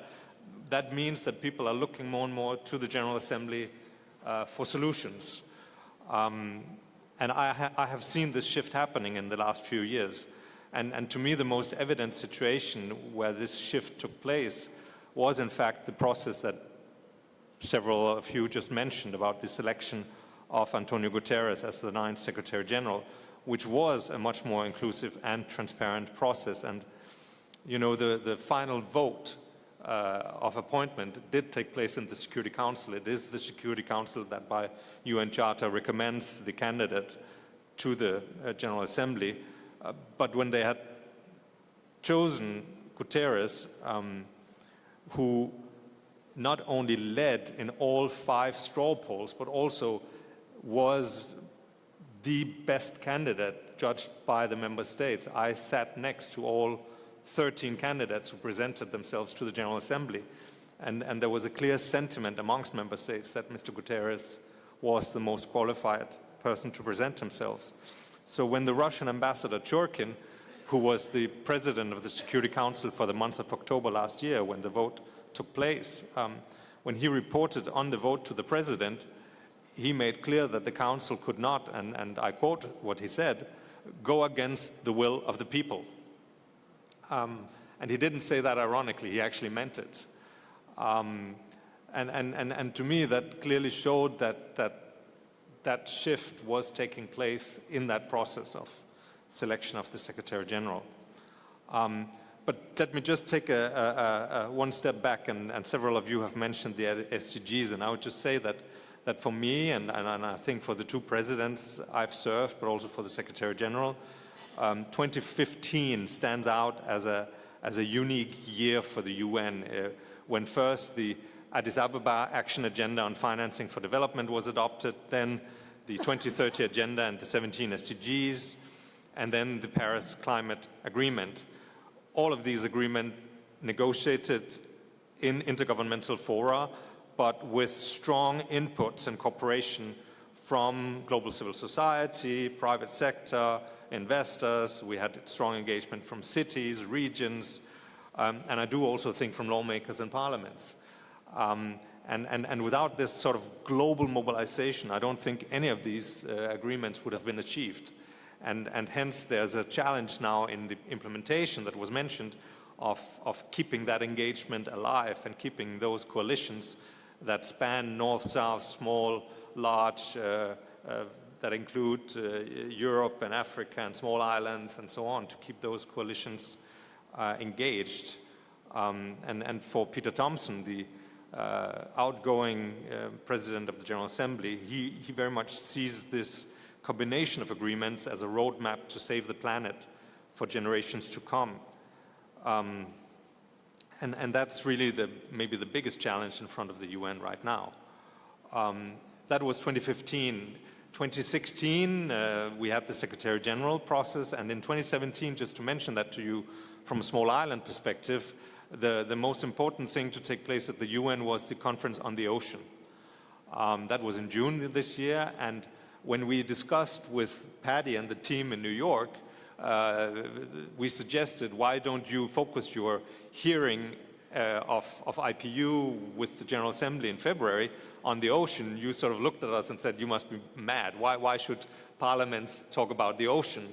But we had a good discussion, and I think in the end we agreed that you would focus on the ocean, and I think we were extremely happy, and actually you, in a way, led the way, because that week in February this year when we had the hearing was then also used by us to launch the ocean process, the negotiations, and to bring in many other stakeholders, so that we in February had a whole week on the ocean where the IPU hearing sort of led the way. And I think the focus of lawmakers on the issue of the ocean also helped frame it for the governments.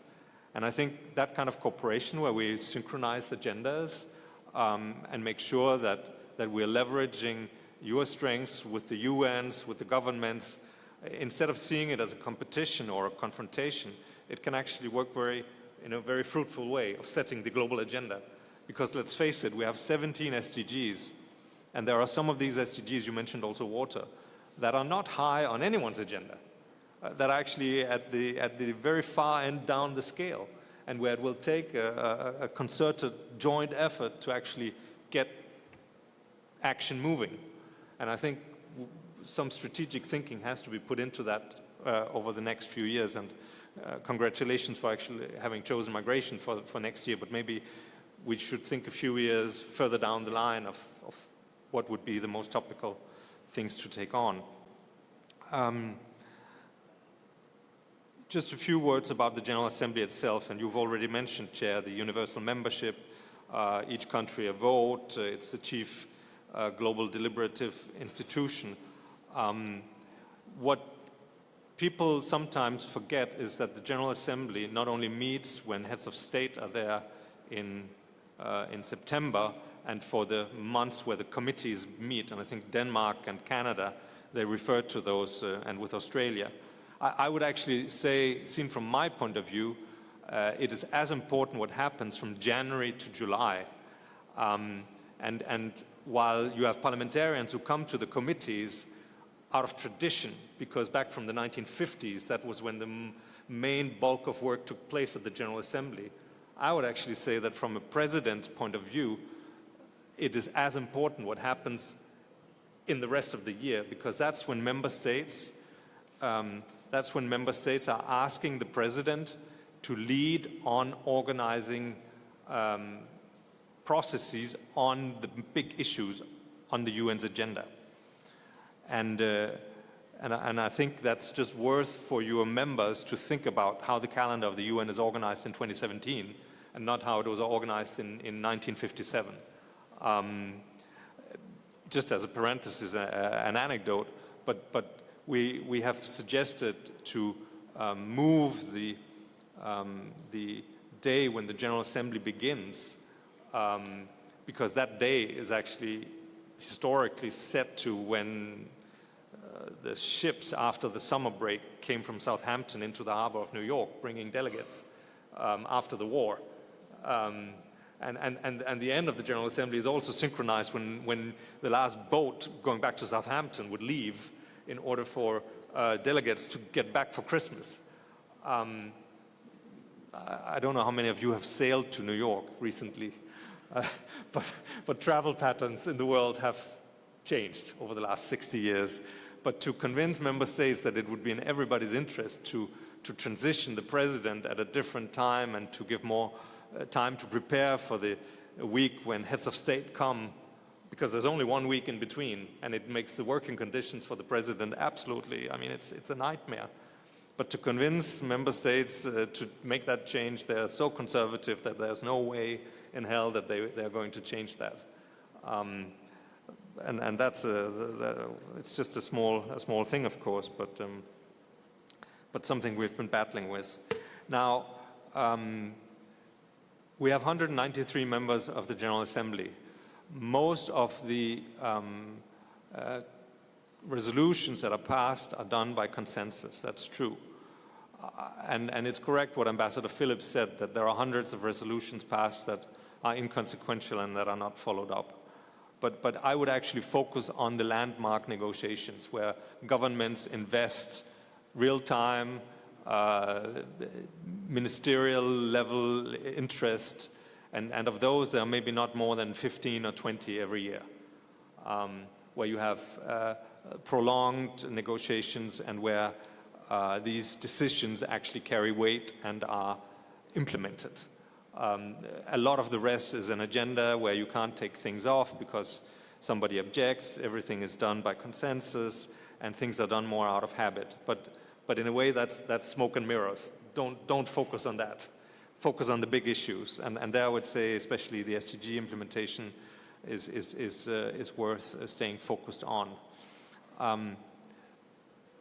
Let me just turn for a moment to the question of the President of the General Assembly. And what that role is and how it's changed, because I do think it has fundamentally changed. In the UN Charter, there's just one small mentioning of the president, which is that the General Assembly chooses a president to chair it. There's a whole chapter on the Secretary General and the Secretariat. But actually, in the last 10 years or so, I would say that the president, and that probably started with the Swedish Jan Eliasson in 2005, that there's been a gradual shift where the member states more and more look at the president as actually somebody being more presidential. So when the high-level week happens, heads of state and government come to meet him. When he's traveling, he's invited to meet prime ministers and presidents. And he's given not only the protocol, but also people actually start to expect that he has a team, an office, and a capacity to react that is more than just a ceremonial function. And as I mentioned, the process for selecting Mr. Guterres was really one process where that became extremely clear. What happened was that the General Assembly could not agree on the mode of selecting. They wanted more transparency, they wanted more openness, but they couldn't agree in a negotiation on how to do it. So they adopted a resolution on Ga Revitalization, where in one paragraph there was half a sentence asking the president to organize informal dialogues with the candidates. And based on that mandate, organize informal dialogues with the candidates, President Lücketoft and we and his team, we basically designed a whole process of asking the candidates to present vision statements, to come for interviews, to meet the press, to making themselves available to travel and meet people around the world if they wanted to. We did a live broadcast town hall meeting in the General Assembly Hall that was watched by, I think, millions around the world. And we opened up that whole process in a much more transparent and accountable way. And as I said, I think this active global interest also had an impact on the way the Security Council acted. And I quoted the Russian ambassador earlier, who chaired the council the month that they decided on Guterres. And I think it's a universal position also in the council that actually this process was changed to the better. So it's my hope that this Lücketoft process for selection of the Secretary General in a way becomes the gold standard for future selection processes. And now the General Assembly is asking the President to organize all kinds of processes, meetings, hearings with the Secretary General, and so on. They're also asking the President to take lead in organizing these meetings and processes that are taking place between January and July. And this can be on issues such as, I mentioned the ocean, you mentioned the LDCs before, it could be terrorism, it could be, well, the SDGs themselves, Security Council reform, etc. All in all, in my 2 terms, I think the President has been asked to organize, appoint ambassadors, and in a way set up the processes for more than, well, 15 to 20 processes in each term, led by more than 30 ambassadors in each term.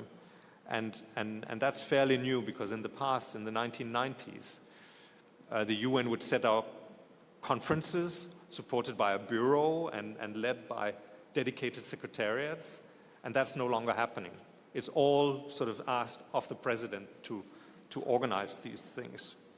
And finally, I would just say that I've also experienced increasingly that because of the complexity of the General Assembly's work, both Secretary General and member states come to the President and ask him in his personal capacity to put forward resolutions and to lead negotiations.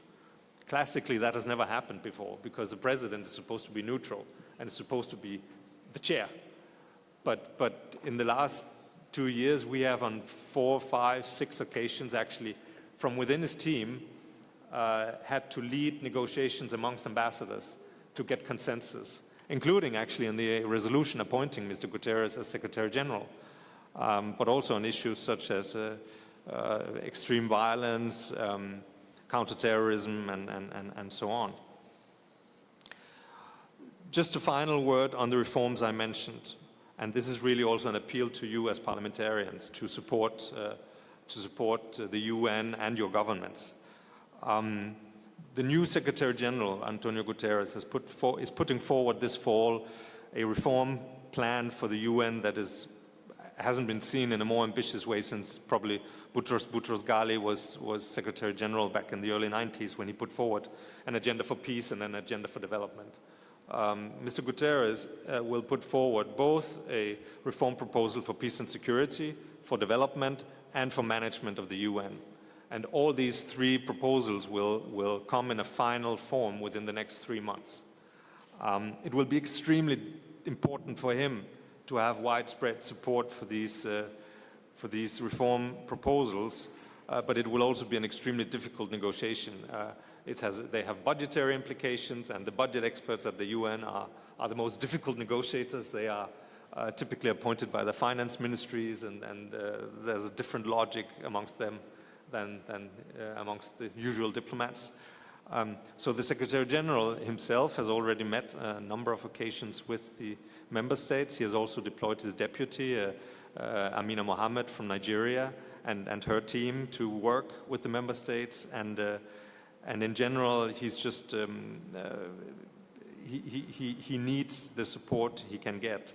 And I do, for one, hope that the countries that are very eager about Security Council reform, and rightly so, that they will not block these reform proposals, which are really about enabling the UN to deliver on the SDGs, on peace and security, on operations, that they will not take Security Council reform as a hostage in this process, because then it will become very complicated.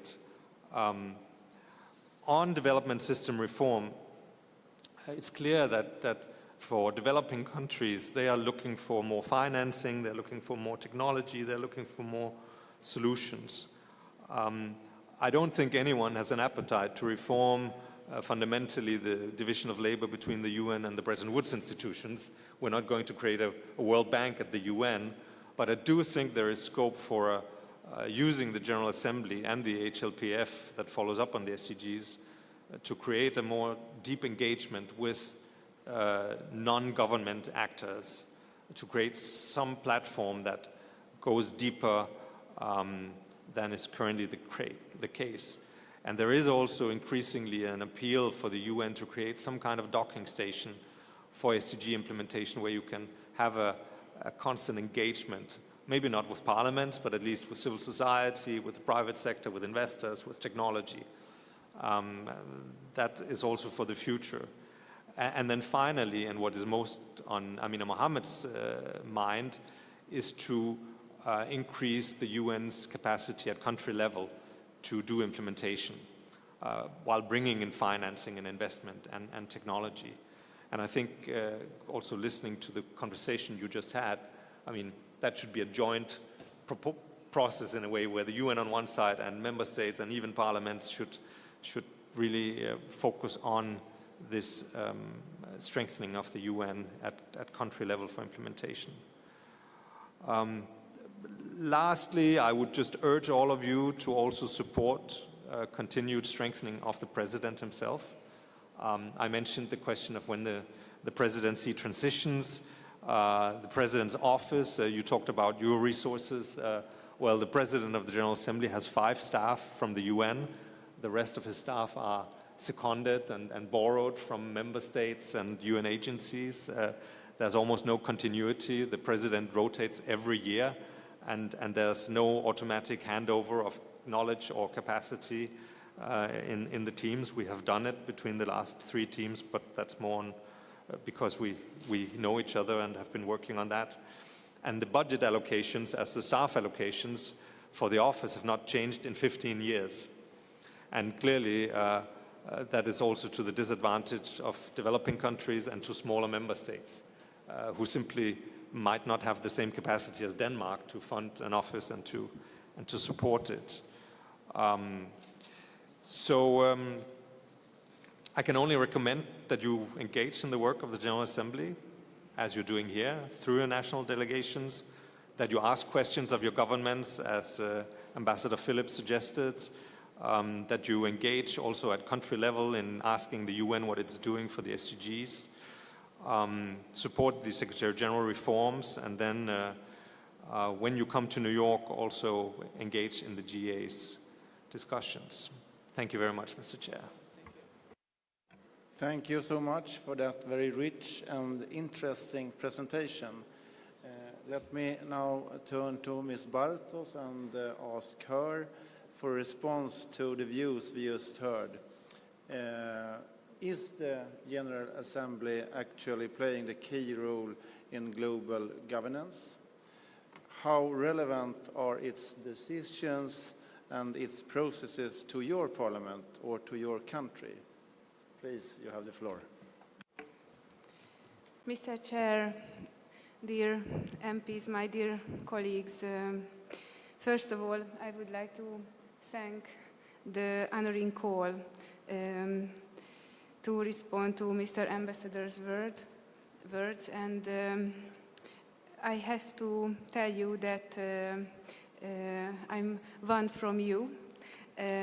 I'm a common parliamentarian, a member of the Committee of Foreign Affairs and the Committee of Sustainable Development in the Assembly of Hungary, and I'm vice president of the national national IPU group in Hungary, and I am engineer of nature conservation and rural development by profession, so I'm deeply involved in sustainability. I work for its implementation on national and I hope so international level. IPU hearings opened me a window for the work of the UN, and I had just a flash of the work of the UN.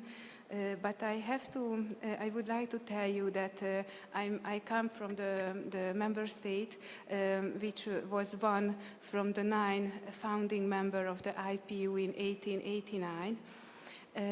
So I can't speak behalf of UN, behalf on the UN, but behalf on IPU and member states on share my views with you, and I'm very interested in your views and in your experiences. I hope we can change our views.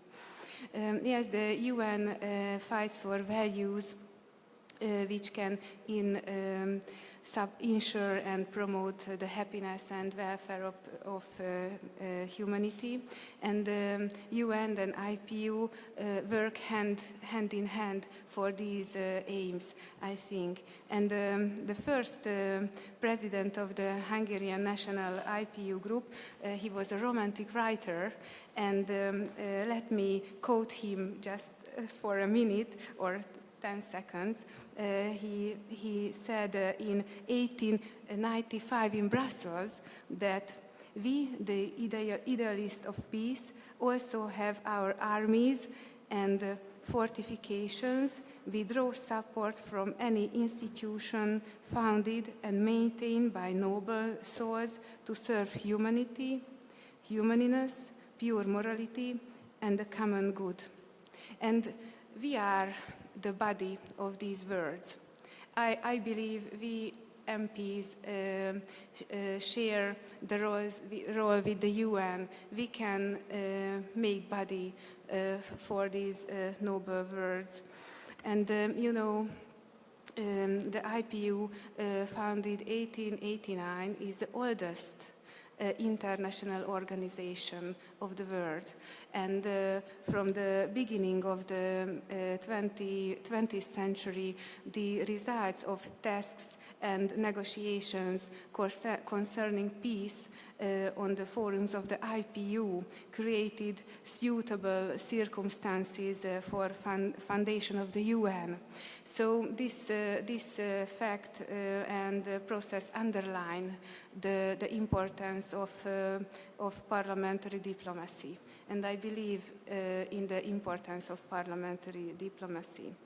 And we are the members of the IPU, we are the members of national parliaments, and this fact delivers us a lot of responsibilities, not just possibilities. And yes, the IPU and the UN work hand in hand. Of course, IPU got observer status in New York and opened its office in New York City in 1998. We have close cooperation and the cooperation between the two organizations sanctioned with resolution of the General Assembly in 1996, signed by the two Secretary Generals of the UN and the IPU. The hearings help us in the headquarters about the main principles of the GA, and standing committee of the IPU helps the collaboration. Yes, and I've been speaking about the IPU nearly two minutes, but what about the General Assembly? I think the General Assembly is a vital forum for the discussion of important ideas, and assertion of basic demands can place, and the GA can play the similar role in the function of the UN than the IPU roles on the inter-parliamentary level. The UN Charter says that all member states are sovereign and equal, and the GA has an unquestionable opportunity to perform this. I read an article before this committee meeting, and Arnaud Guillaume said the next words: multilateralism doesn't happen automatically. You need tools to build a dialogue and get the great powers to understand that it's in their interest to discuss things. That is the fairly unique function of the General Assembly. And I think it's true, and we have to help the General Assembly to serve this mission, to serve his mission. Hungary is one of the countries that got opportunity to be a member of the Accountability, Coherence and Transparency Group, which called for enhanced communication between the Security Council and the Great Assembly for reaching gather transparency. Therefore, we have supported the revitalization of the General Assembly too. Our aim is strengthening the role and authority of the GA and improving also the working methods of its main committees. But how can we reach the strengths of the General Assembly? I think, as I mentioned, IPU can play an important role in this aim because our modern and changing world is full with challenges. One of the most important is the implementation of SDGs. I agree. And the UN delivers a lot of text to national parliaments and concerning SDGs, but need consensus and cooperation with the whole society to reach SDGs. And I think IPU has got a trial role in this. First, coordinate and cooperation of national parliaments and help them to create the local laws to have the implementation of the SDGs, help national parliaments to translate the sublime dreams of the UN to everyday life and to language of common people, because we need everybody to implement SDGs. And IPU and national parliaments have to make visible the work of the UN to strengthen its legitimacy. Because Alessandro asked me, is the work of UN is visible from national parliaments? And for me, a little bit yes, because I'm member of the IPU. But as a common parliamentarian, I think it's not visible, because the agenda or important tasks and aims of UN are not doesn't appear on the agenda of a common committee meeting in Hungary or maybe in your countries also.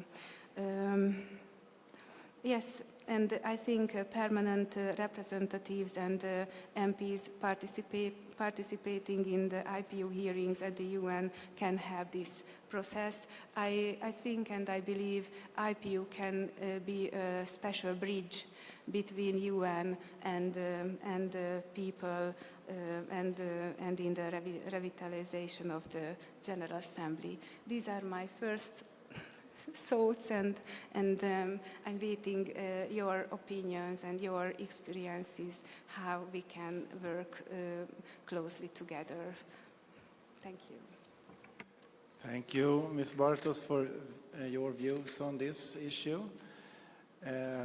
Now we will open up the floor, and I think we will take 2 countries each time.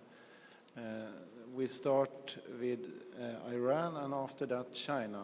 Iran, you have the floor. به نام خداوند منان و به نام عیسی مسیح.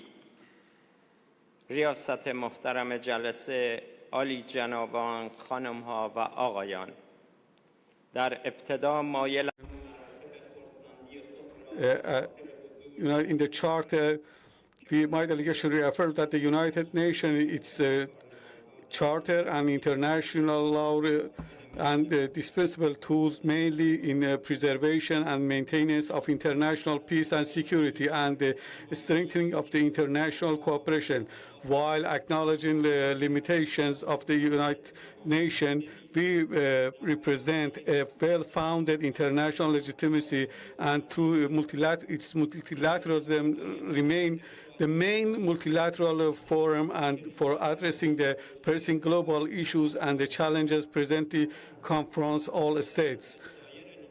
My delegation supports all ongoing continuous efforts to strengthen the main role and authority of the United Nations General Assembly on the global matters. In this regard, we oppose any reform proposal and seek to challenge the central role of the authority of the General Assembly as the chief deliberative, policy-making, and representative organ of the United Nations. We also express our opposition to any approach that seeks or could result undermining or minimizing the achievements of the General Assembly or mandate of its main committees, diminishing in current the role of the function of the raising question about the relevance credibility. It is noteworthy to mention of my ancestral land, Iraq and Syria, where the Assyrians once again are under the persecution and attacks by the terrorists that in the land that they have lived for over 6 millennia. Their historical heritage has been demolished and families forced to flee their ancestral homeland. It is unfortunate that the international community, such as the United Nations, including the vast majority of the countries claiming the democracy, have not discussed the atrocity against the Assyrian people in their own land. Mr. Chairman, we reaffirm the need of the advancement, democratization of the comprehensive, reaffirmed the Security Council in the effective forum in the maintenance of international peace and security by expanding, including great representation of the developing countries, proportionate in the increase the number of the developing countries in General Assembly and in keeping their principles of the sovereign states.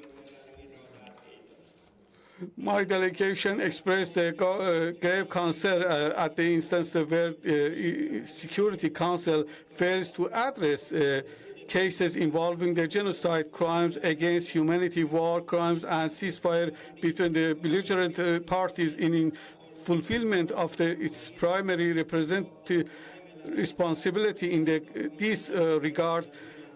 In such a stance where the Security Council has not fulfilled its primary responsibility for the maintenance of international peace and security, General Assembly should take appropriate measure in accordance with the Charter to address the issues. The Security Council imposed sanctions remain an issue of the serious concerns in accordance with the Charter sanctions.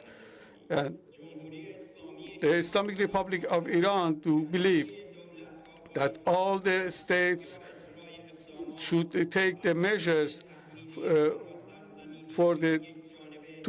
that the sanctions should not be considered to impose after all means of the peaceful settlement of dispute under the Chapter 6 of the Charter have been exhausted, and through a consideration undertake of the short-term and long-term effects of such sanctions.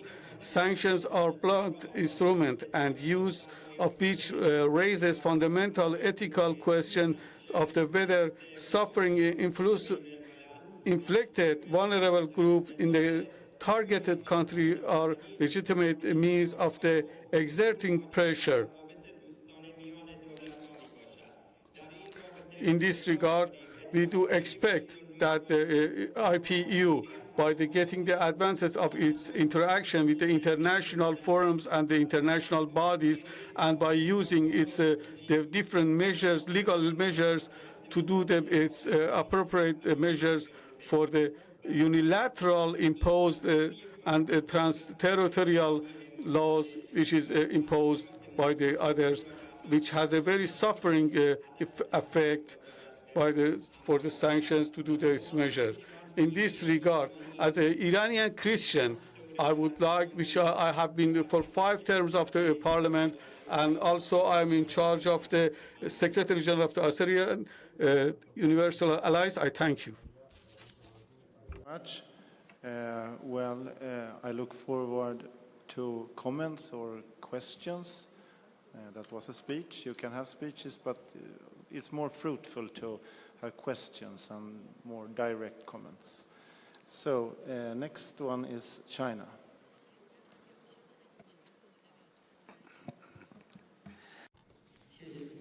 Thank you, Mr. Chair. It is my great honor and pleasure to attend this meeting and discuss the role of the United Nations. Currently, the transformation in the global governance system is at a historical turning point, with the profound changes in international powers and more global challenges. Strengthening global economic governance and promoting transformation of the global governance system has become a historical trend. We believe that the United Nations is the most representative and authoritative intergovernmental organization. It is a core platform to strengthen global governance. On September 11, 2017, the 71st UN General Assembly approved the resolution on the UN global economic governance under the theme of the central role of the UN system in global governance. The resolution requires all parties to improve global economic governance and strengthen the role of the United Nations by following the principle of shared growth through discussion and collaboration. At the same time, the resolution reiterates that the UN should uphold the spirit of win-win cooperation, continue to play a core role, seek an inclusive solution to global challenges, and building a common community of shared future for humankind. Global economic governance is the business of the international society. We should give full play to the role of the United Nations Assembly by following the principle of collective discussion, joint construction, and shared benefits, and through broad negotiation, we can make the ideas of global economic governance become common consensus, take unified actions, and work together to build a new global governance system which is just, efficient, open, transparent, and inclusive. IPU should strengthen our relations with the United Nations and play its due role in global governance. China has always been a firm defender of international order. We are ready to work with the international community to make the global economic governance system become more just and equitable. We strive to achieve win-win benefits and create a more enabling conditions for safeguard world peace and advancing common development. Thank you.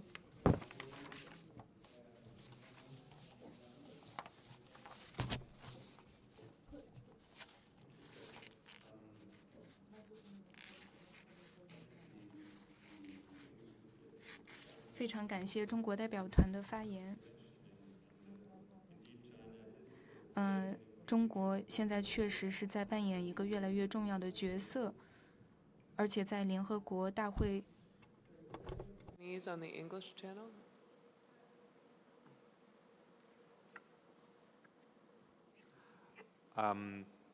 And the notion of economic governance and creating win-win situations, indeed, I think most member states would agree that that has to be a principle that underpins the SDG implementation. I mentioned in my remarks that I think there's an appetite amongst most member states for crafting a platform for bringing in actors relevant to SDG implementation into the conversation. Direct, in a way, if not comment, then at least you are illustrating my point, which is that there is that kind of interest in moving forward in a much more coherent and cooperative spirit. To the distinguished delegate from Iran,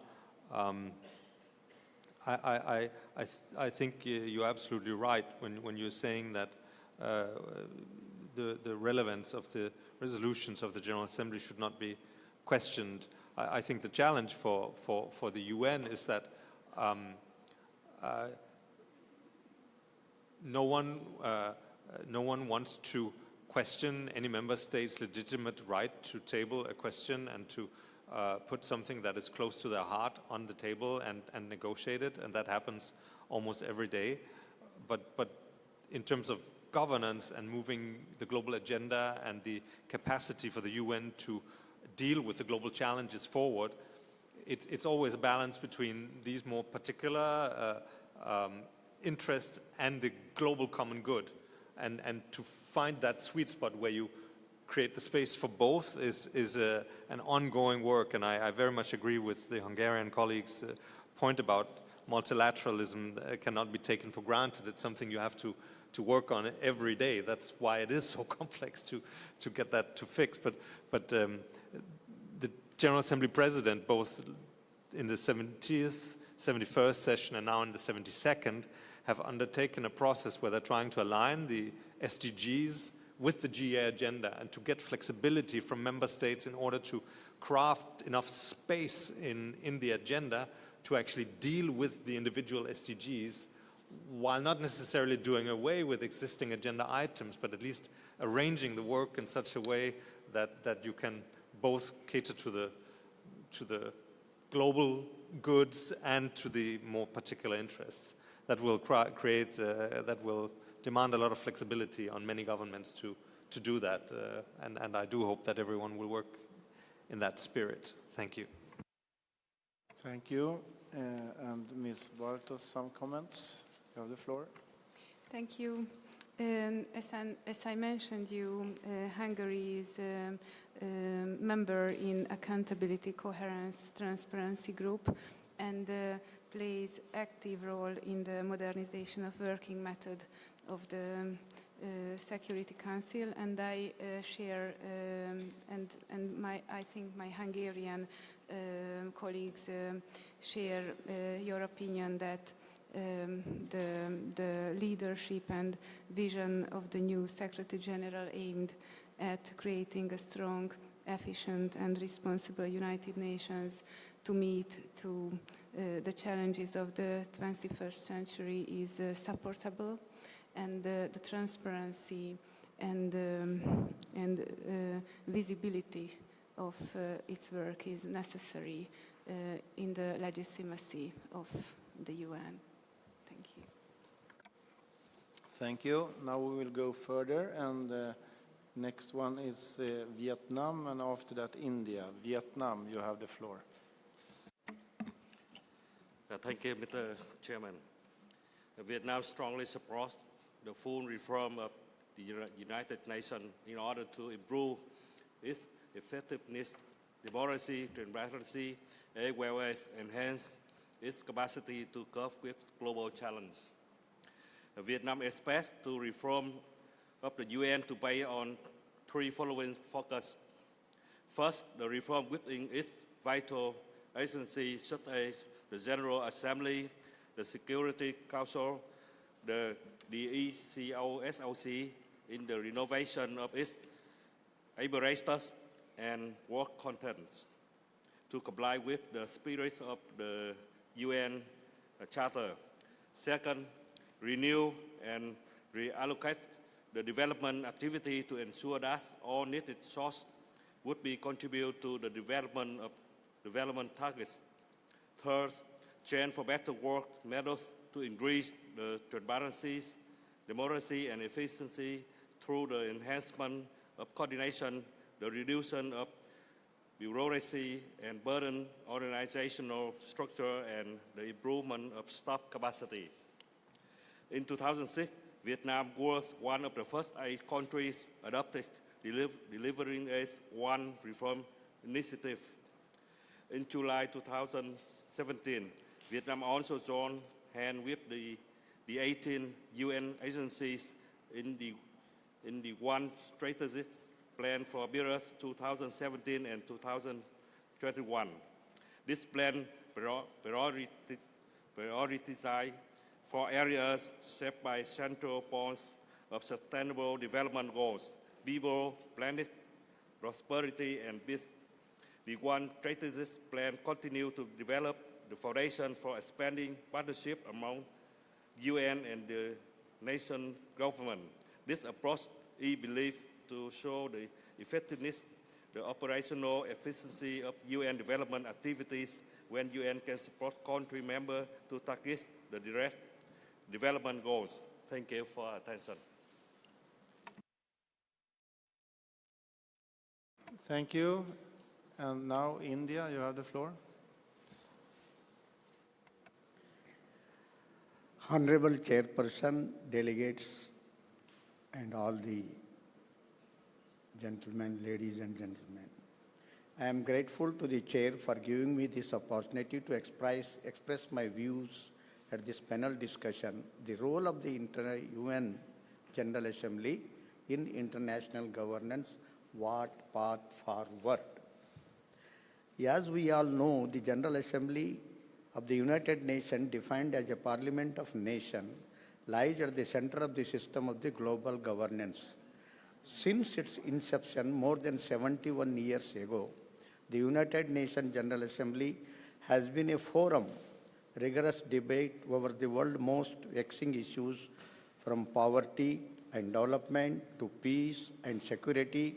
However, in the management of the world affairs, the General Assembly is felt not as effective, as relevant as the Security Council or other less representative bodies, such as the G20, which made reforms aimed at strengthening the authority of the General Assembly imperative. The initiative taken in this backdrop for the reforms or revitalization of the General Assembly in recent times have indeed been laudable. It is a matter of satisfaction that following these initiatives, the General Assembly now elects its President, Vice President, Chair of the main committees at least 3 months in advance to start the new session in order to further strengthen coordination and preparation of work among the main committees and between the committees and the plenary, among others.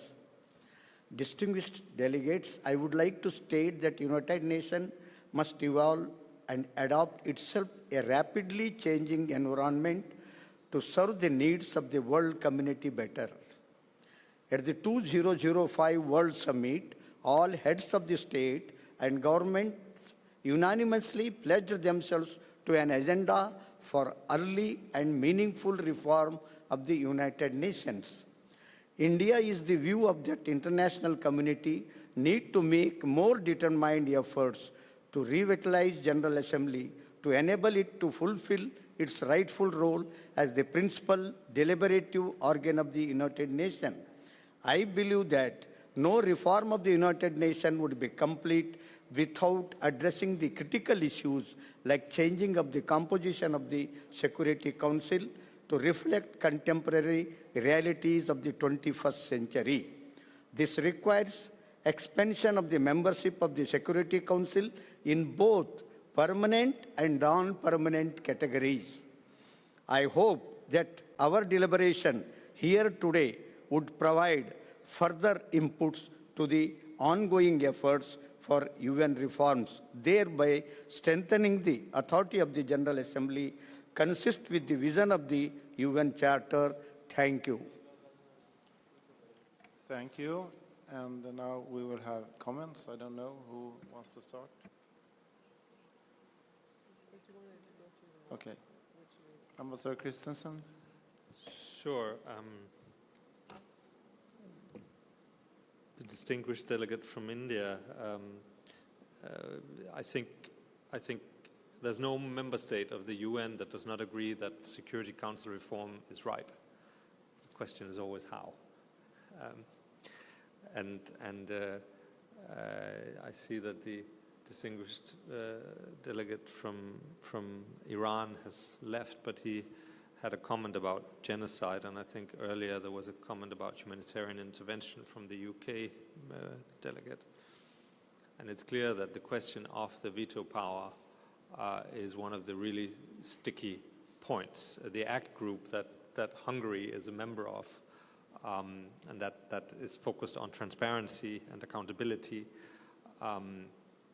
Liechtenstein is very active there, and the Liechtenstein delegation has put forward a proposal on how to, in a way, limit the use of the veto power, not for future members, but for the current members, combined with an obligation to explain when you use it, and in a way, a pledge to abstain from using it in case of gross violations of humanitarian issues, genocide, and so on.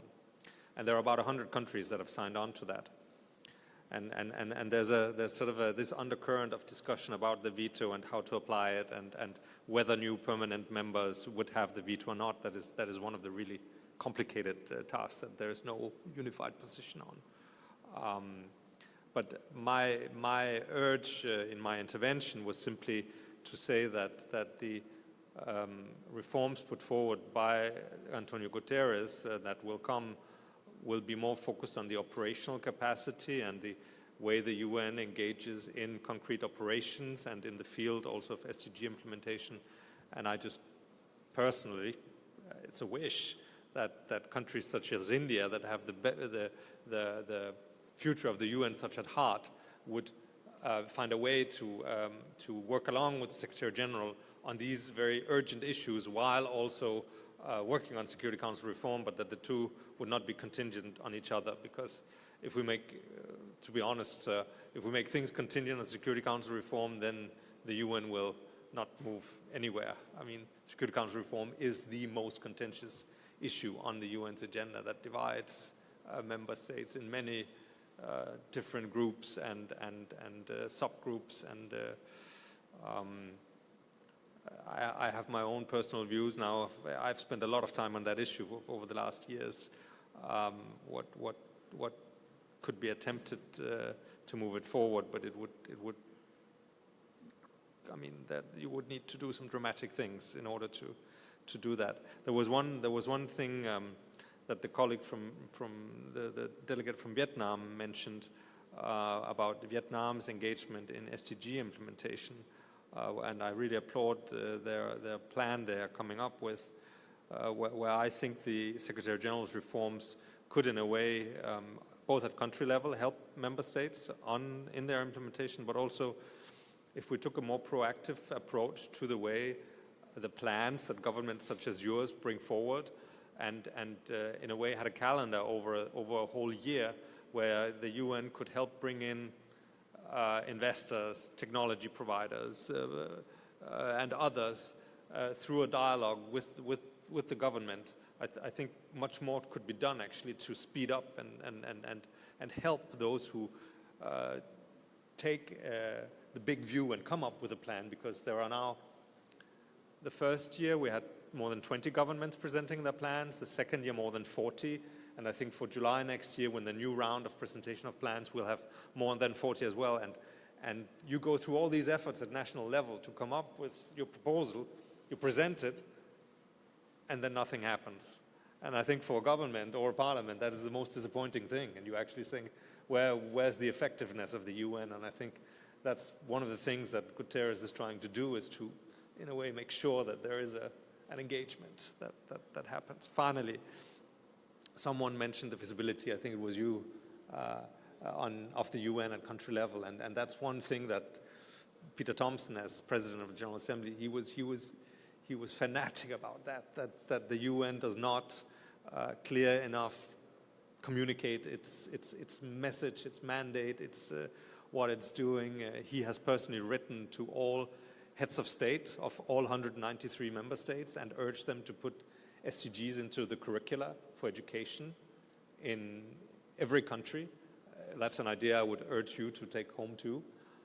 He has gotten quite a number of ministers and even heads of state writing back to him, saying we are doing this already, this is how we're going to teach about it. But I think much more could be done both on information and education. The UN has a new, there's a new Undersecretary General heading the information department. She just took up her job a few weeks ago, and she has promised to put more power into that. But that's clearly an area where the UN is not doing enough yet. Okay, thank you. We will go further with the next two. And first Pakistan, and after that Indonesia. Pakistan, you have the floor. Thank you, Mr. Chairman.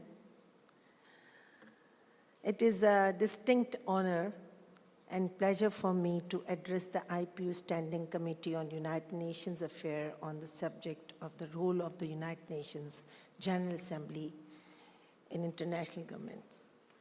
I would like to commend both the UN General Assembly and the IPU for their efforts to enhance cooperation and engagement between the UN, Parliament, and the IPU. You're all well aware of the comprehensive engagement between the United Nations system and the IPU, as well as between both the parliamentarian organizations in a wide array of areas ranging from peace and security to democracy and human rights to climate change, disaster risk, education, and sustainable development. This engagement speaks volume to the breadth and scope of this cooperation that has over the decade yielded fruitful results. The world today faces multiple challenges, unprecedented in their complexity and gravity. In many parts of the world, the rule of law, basic rights, and fundamental freedoms are under political crisis, and the difficulties in managing the waves of migration that follow. Population and xenophobia are once again rearing their ugly face. And however, even though interconnectedness between economies has increased and brought prosperity to many developing countries, not all countries have enjoyed its benefit. Though reforms have been undertaken in some institutions, key decision-making bodies still have a long way to go to properly reflect the growing importance of developing economies and emerging markets in the global economy. The UN system and the broader system of global governance must undergo important reforms. This can only be achieved through institution a more inclusive and presentative system that can allow a greater role to be played by non-governmental actors. Mr. Christensen mentioned this, this thing in his speech, and I'm going to second your opinion that civil society, citizens of member states, and the private sectors, however, it is important to ensure that sovereignty of nation is protected and respected when responding to global issues. I would like to present a small suggestion. You can say a question to this honorable forum. My suggestion is to form a consultative body comprising of parliamentary members from member countries that can be consulted, and its advice can be sought by the Security Council in helping to resolve international disputes and controversies. The members of this consultative body can keep changing depending on the issue before the Security Council.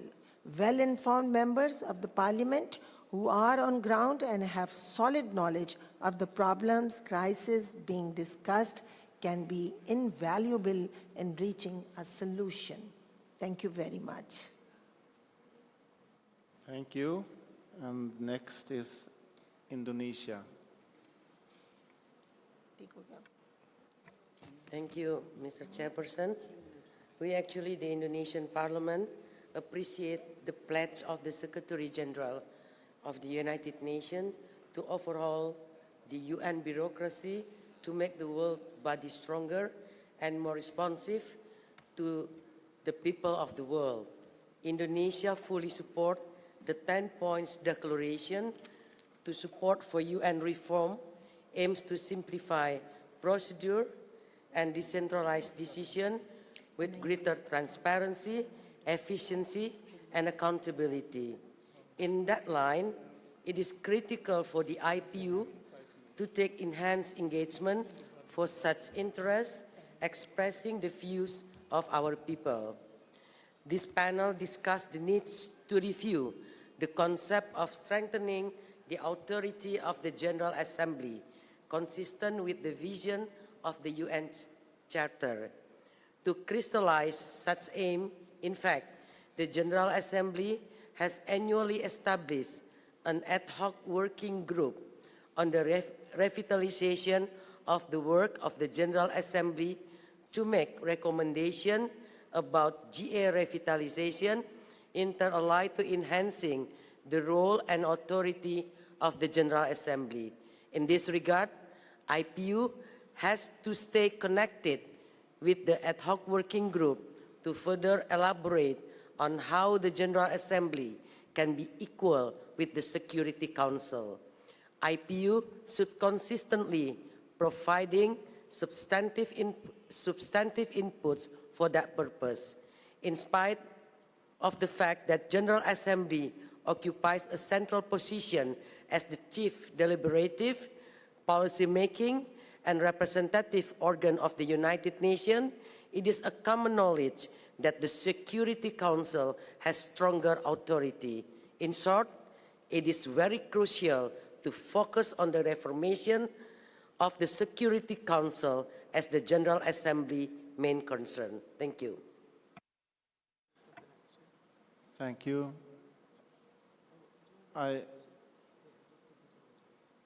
Shall we take two more? Take the last two. Yeah, we take the last two also. And that's Morocco, and after that, Alessandro Motter. And we start with Morocco. Mr. Tomi, you have the floor. Merci, Monsieur le Président. Thank you very much, President.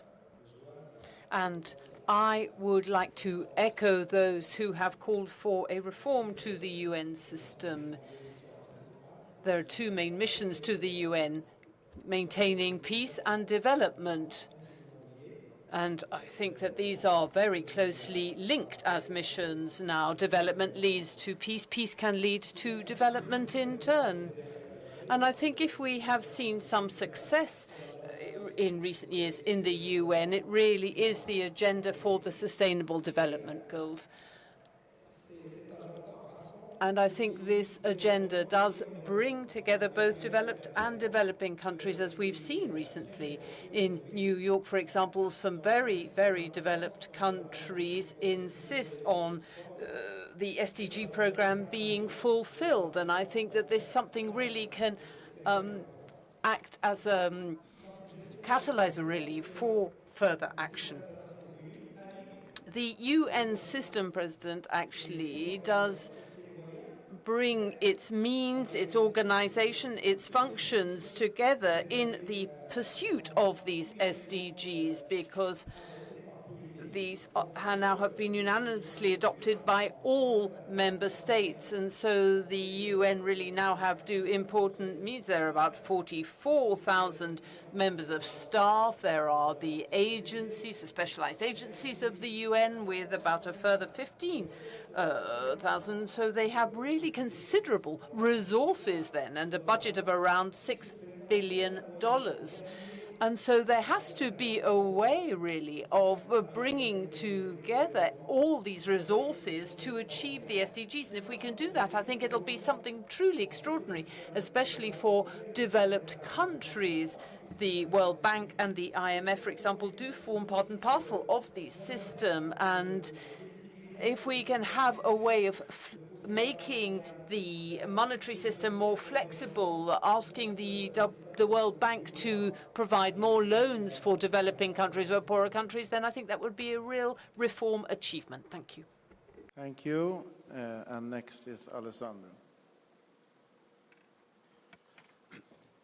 Thank you, Mr.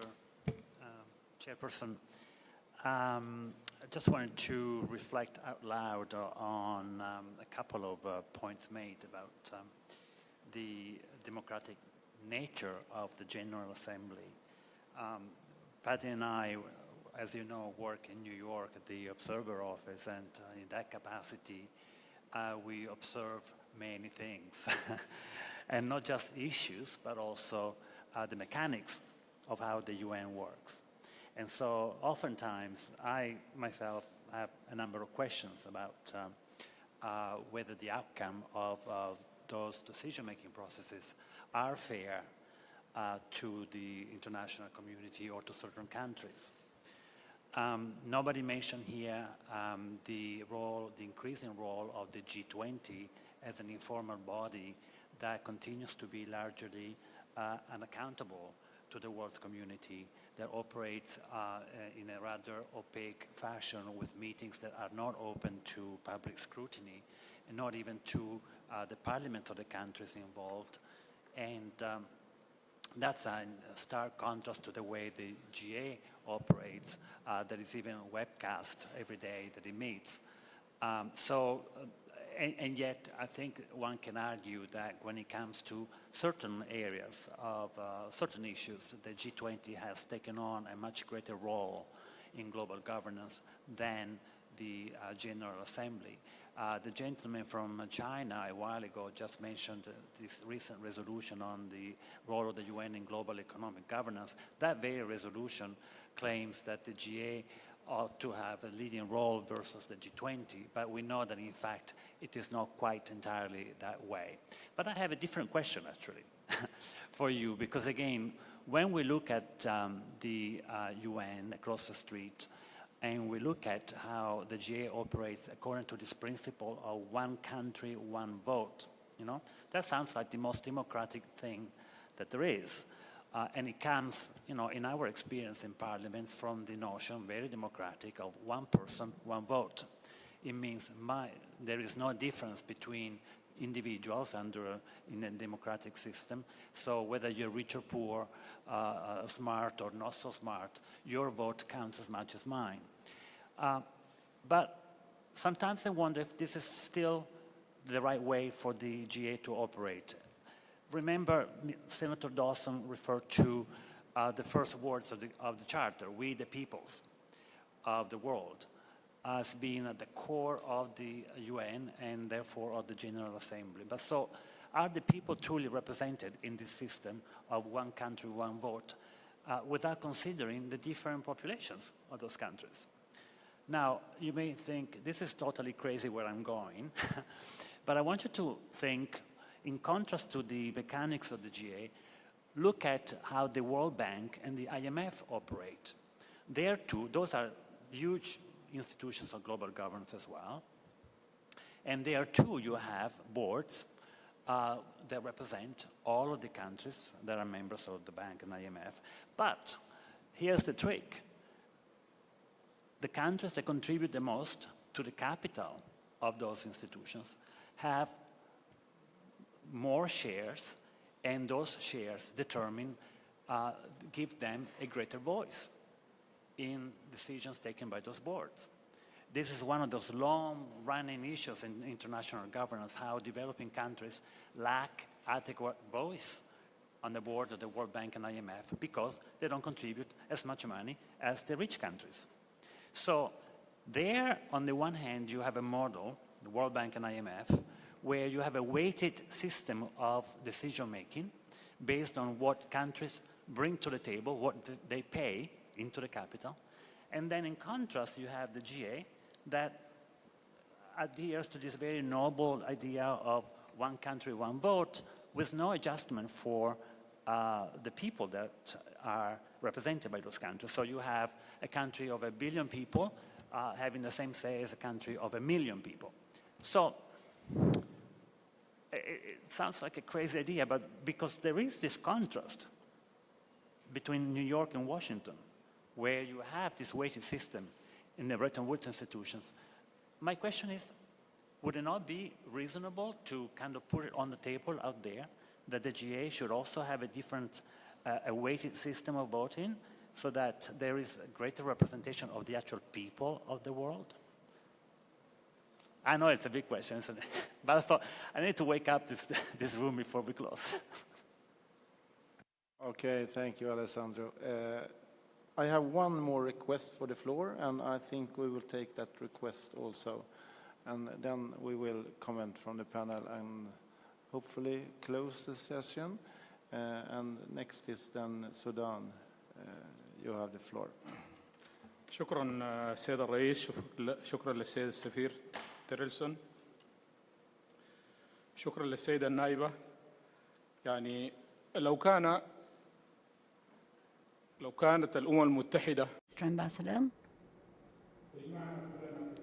Ms. Bartus,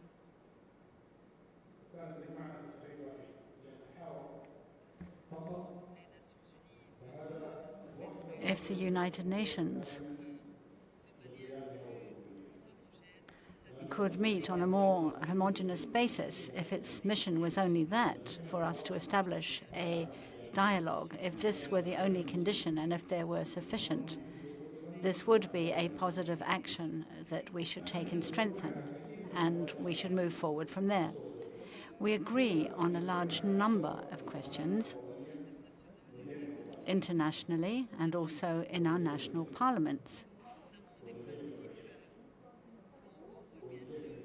We have principles, moral principles. Crimes are punished, harassment is punished, corruption is punished. We do take all these measures. And of course, we have points in common concerning morals. We can move forward and strengthen those moral values, following which we will reach the result we want. When the United Nations institution was founded in 1947, we were still, in 1945, we were still under the colonization system or under mandate. What was the number of inhabitants on the planet? What was the volume of trade? How high was the level of commitment amongst countries and engagement? We are at a different stage now. We are aware of what is happening. We are aware of the situation, and that will lead to positive developments. Of course, we can step on the UN train, and in that way, we will come up with the adequate solution. We can bring values closer together because they're values we have in common. Everything I heard in this body and in other bodies, and now I've been an MP for 25 years, since the age of 27, in fact. So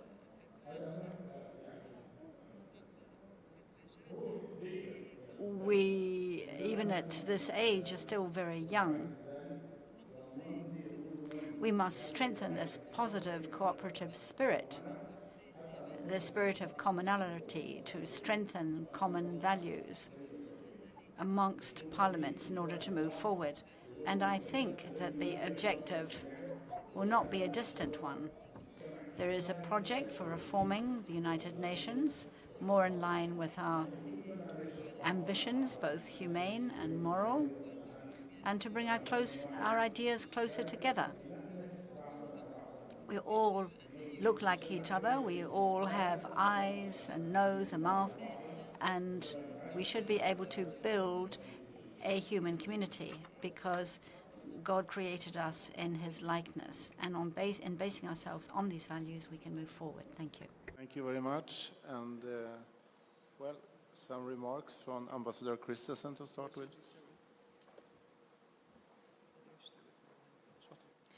Thank you.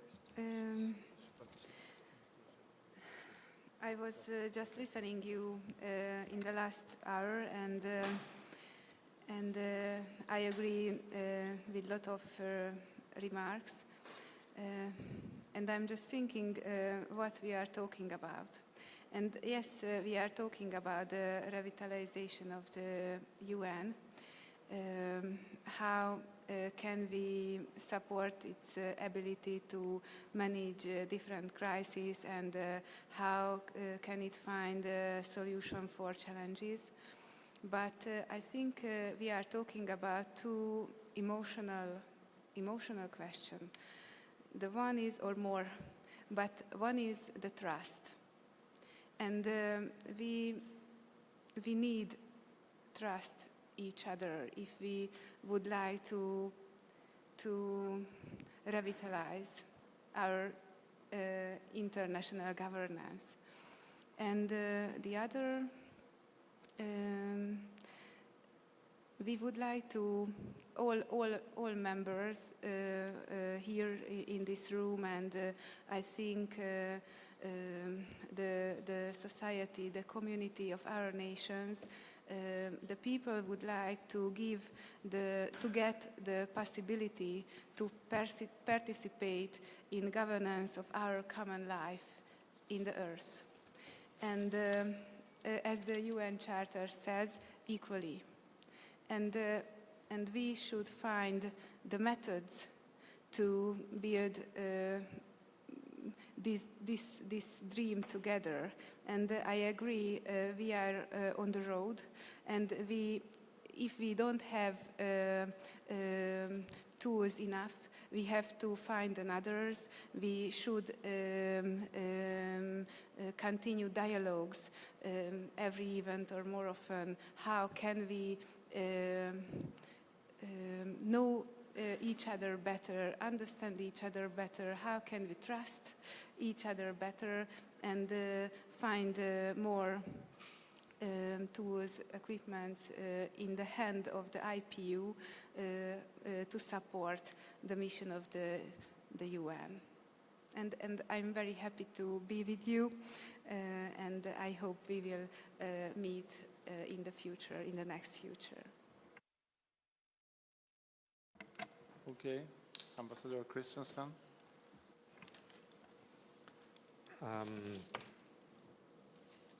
This is a very fascinating discussion, actually, and I'm happy that one intervention, I think it was from the Indonesian delegate, even mentioned the ad hoc working group on Ga Revitalization. It's one of those names that don't mean anything to anyone except maybe those ambassadors who go to the meetings of this committee, but I'm impressed that that has even made it to Indonesia. My two bosses have said for the last years that while the name is awful, it's actually the best show in town, that group. It is in that ad hoc working group that the mandate for the Secretary General selection process was given. It's in that working group that the whole dynamics around the President of the General Assembly is discussed. Last year they adopted a new oath of office and transparency measures for the budget and reporting and so on and so forth. And I do agree with you, Madam, that that group and that yearly process is actually one of the best fora for putting forward very pragmatic but sort of long-lasting proposals for change. So if the distinguished delegates here are looking for places where you could feed in or urge your good people in New York to be a little active, I would also agree with you that that's where I would look. What I don't fully agree with you on is that Security Council reform is is the best way to achieve what you're setting out to achieve. To be blunt, Security Council reform will hardly do anything for implementing the SDGs. It will not help any developing country get more money or more technology or more capacity to do that implementation. It would make the decisions of the Council more legitimate and hopefully also more effective.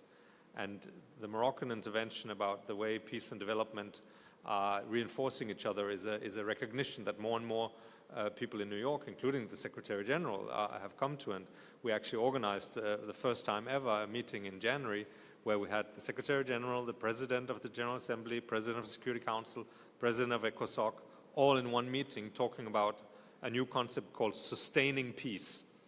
And this sustaining peace concept is one that bridges sustainability and peace in a way, trying to coin a concept that marries the two conceptually, and that will underpin also the way the Secretary General will go about his reforms, where he's putting much more focus on prevention. But if you allow me to be blunt, if you only think that Security Council reform is your way to achieve development of your country, then you are going down the wrong rabbit hole. Then you are going on a path that will not lead to success. In some ways, Security Council reform is actually blocking the attempts to achieve development, because you are focusing on achieving a big power status in a situation where it's actually achieving development and sustainability that is in the focus of your country and your people. So I personally think both can actually be done, but I think it takes also a different approach on those who are most eager to achieve Security Council reform. I think they are going about it in the wrong way. But that's just me personally, my own assessment of having been there for a few years, but that's a different conversation. Pakistani intervention, Madam, I don't know if you're aware, but this question of NGO and civil society participation at the UN is one of the most difficult ones we're dealing with, because there are many governments who feel that the question of sovereignty and the intergovernmental nature of the UN is a primacy that actually does not really allow for the inclusion of civil society. That's not how I heard your intervention, but I'm just stating it because what the member states do in order not to sit with that hot potato is that they ask the president, and that means me, to deal with it. They cannot agree on who to allow into the meeting, so they say all civil society organizations, they can apply to the president to be allowed in, and then he will put out a list and we can object to it, and if there are any objections, then they have to be taken off. And of course, when that happens, then 20 other countries are asking, why did that NGO disappear from the list? Who did it and why? And then we end up with a whole complicated process around that. And for every meeting we have, a bigger meeting, it's the modalities are different, the conditions are different, and it's almost impossible to explain to anyone, including ourselves, what the criteria are. And we have urged from our office the ad hoc working group on Ga Revitalization to come up once and for all with a set of criteria that are clear in terms of who can participate in what meeting, including also parliamentarians, by the way. But the member states, in their wisdom, they think that that's too complicated, and they would rather keep it sort of ad hoc and meeting by meeting. That's also why in the UN language we talk about formal meetings and informal meetings, because if it's a formal meeting of the General Assembly, then it's only government speaking, and then you need to have you need to almost adjust the rules of procedure for that particular meeting, even to have anyone speak in the opening. You have to have a special decision on that. So most of the meetings where you would be invited to are so-called informal. That means that there's no formal translation, there's no record of the meeting, there's no list of attendees, and so on. And the UN is sort of struggling in its very identity in terms of deciding which way to go. Because at the same time, there is this acknowledgement that the non-state actors are absolutely essential for implementation of the SDGs, for achieving the Paris Agreement, et cetera, that we cannot do it without anywhere in the world. So that balance between sovereignty and engagement of all stakeholders is a constant thorny issue. And finally, the provocateur here at the end. I wish you good luck, Alessandro, with your proposal. I am not going to help you in bringing it to the table. I mean, I think what you're suggesting is actually to have a second chamber at the UN, one that would be more like in the US, they have the Senate, where each state in the US have 2 members, and then you have the House of Representatives, where states are more represented according to the size of their population and so on. I think no government would accept having to have their sovereignty somehow graduated or defined by other member states. I mean, what defines the UN in the Charter is that it is a United Nations. It is sovereign governments that come together in that space. And I would not think that that would be a viable way forward.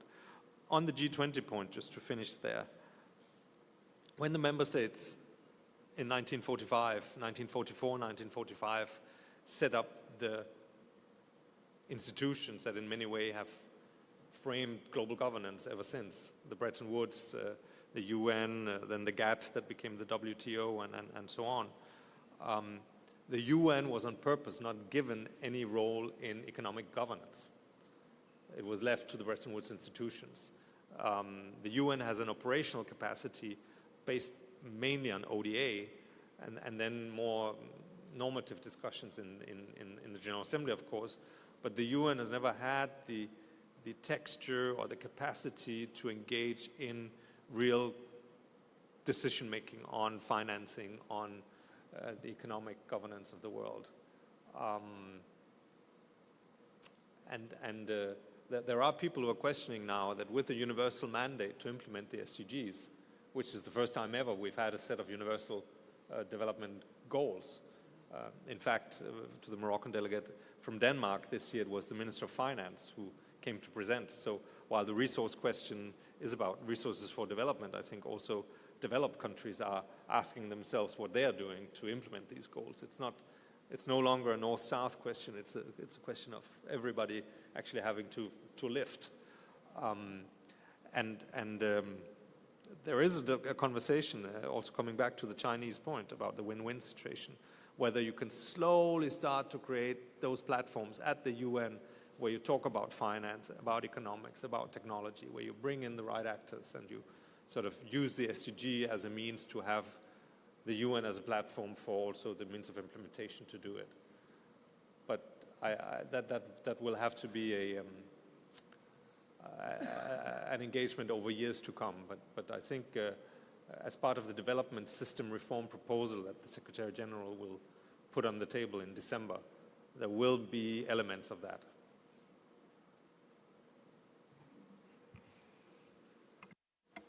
Okay, thank you very much.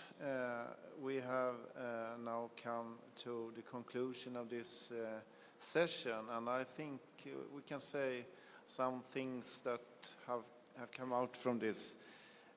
We as parliamentarians shall be where United Nations is. We don't have different international arenas. We have one and the same arena, and we shall be there every one. We shall participate, and we shall take essential values further, both in our own parliaments and in different kind of international work and cooperation. That is what the resolution from July last year is about also, the General Assembly's resolution. It's about interaction between United Nations, national parliaments, and the IPU.